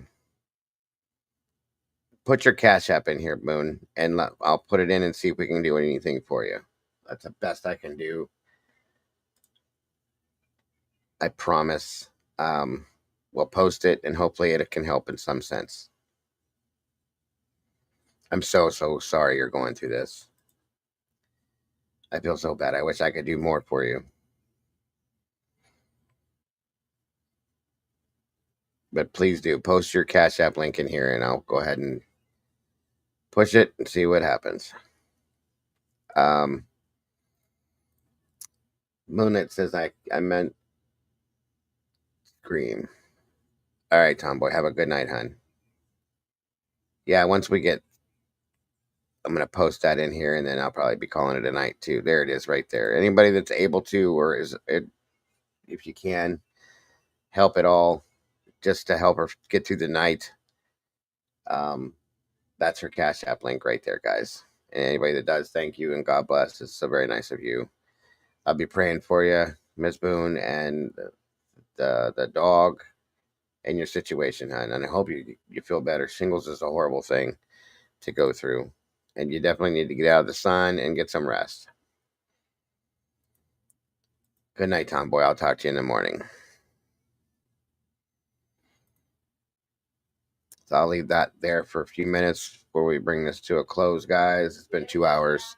Like I said, I just kind of wanted to jump in here because I didn't see anybody throughout the day and just give a little hey ho hey. Hope everybody had an amazing weekend. Thank you guys for those of you that joined us over at what is her name? My God, Miss Potts tonight. That was an amazing thing. The video we watched earlier, amazingly enough, going on in Boise at the town hall meeting was kind of interesting to me. City council meeting. Just a good, interesting conversation over there and tonight. Yes, absolutely, Boone. You know better. I'm so sorry, hon. I feel so bad for you right now. Like I said, if I could do anything, it would be done. I'll be praying for you 100%, hon. So today is Sunday. We got 3 days, guys, and we will be hitting it up for the sentencing hearing. I don't know what I expect to happen. I don't know if I expect it to be just the boring old business as usual. Same to you, dear. Absolutely same to you. Business as usual, if I expect something wild and crazy to happen, or if I'm kind of numb to a lot of this now at this point. I know what my beliefs are. I'm completely throttled with this whole case now at this point. But who knows? You never know what's going to happen. Hey, Contessa. It is. It really is midnight. Especially when you know how you stand strong on your own and with no problems. You know what I mean? And then you have to ask. It was very hard for her to do that. I promise you it was. So I feel the same way, Contessa.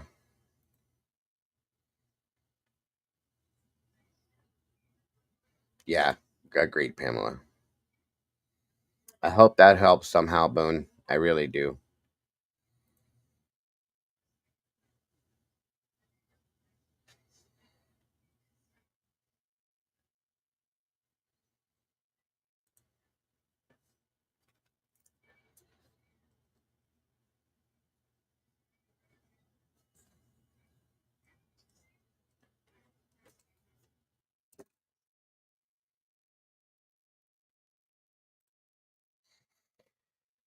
All right, guys.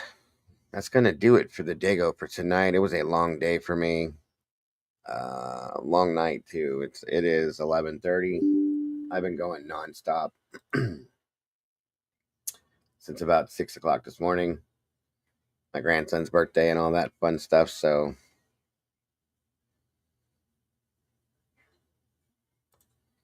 absolutely, Jay. Absolutely. It's going to be a long day on Wednesday, guys. A long day.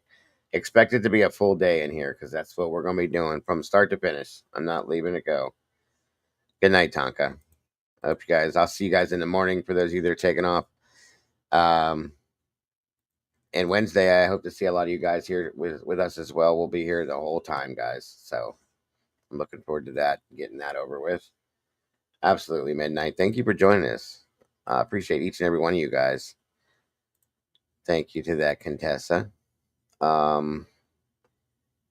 Other than that, folks, guys, don't forget to love yourselves and love each other. Miss Boone, once again, always in my thoughts and prayers, dear. Good luck. God bless. And I hope this works out. And I hope that helped a little bit. Don't change a thing, folks. You guys are the beautiful people. Much love to each and every one of you guys. Good night. God bless. And I will see you in the morning. Bye-bye, y'all. Thank you to the Blue Crew that showed up tonight. God bless, guys.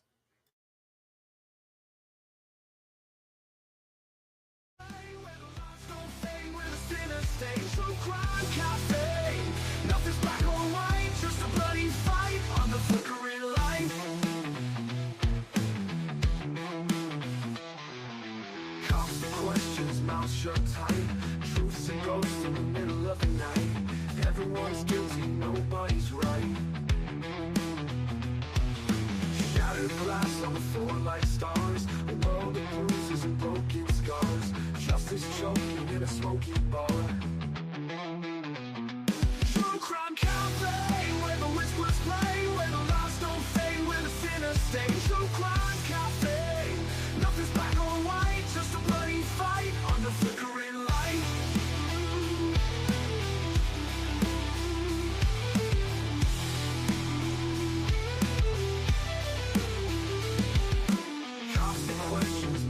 a tight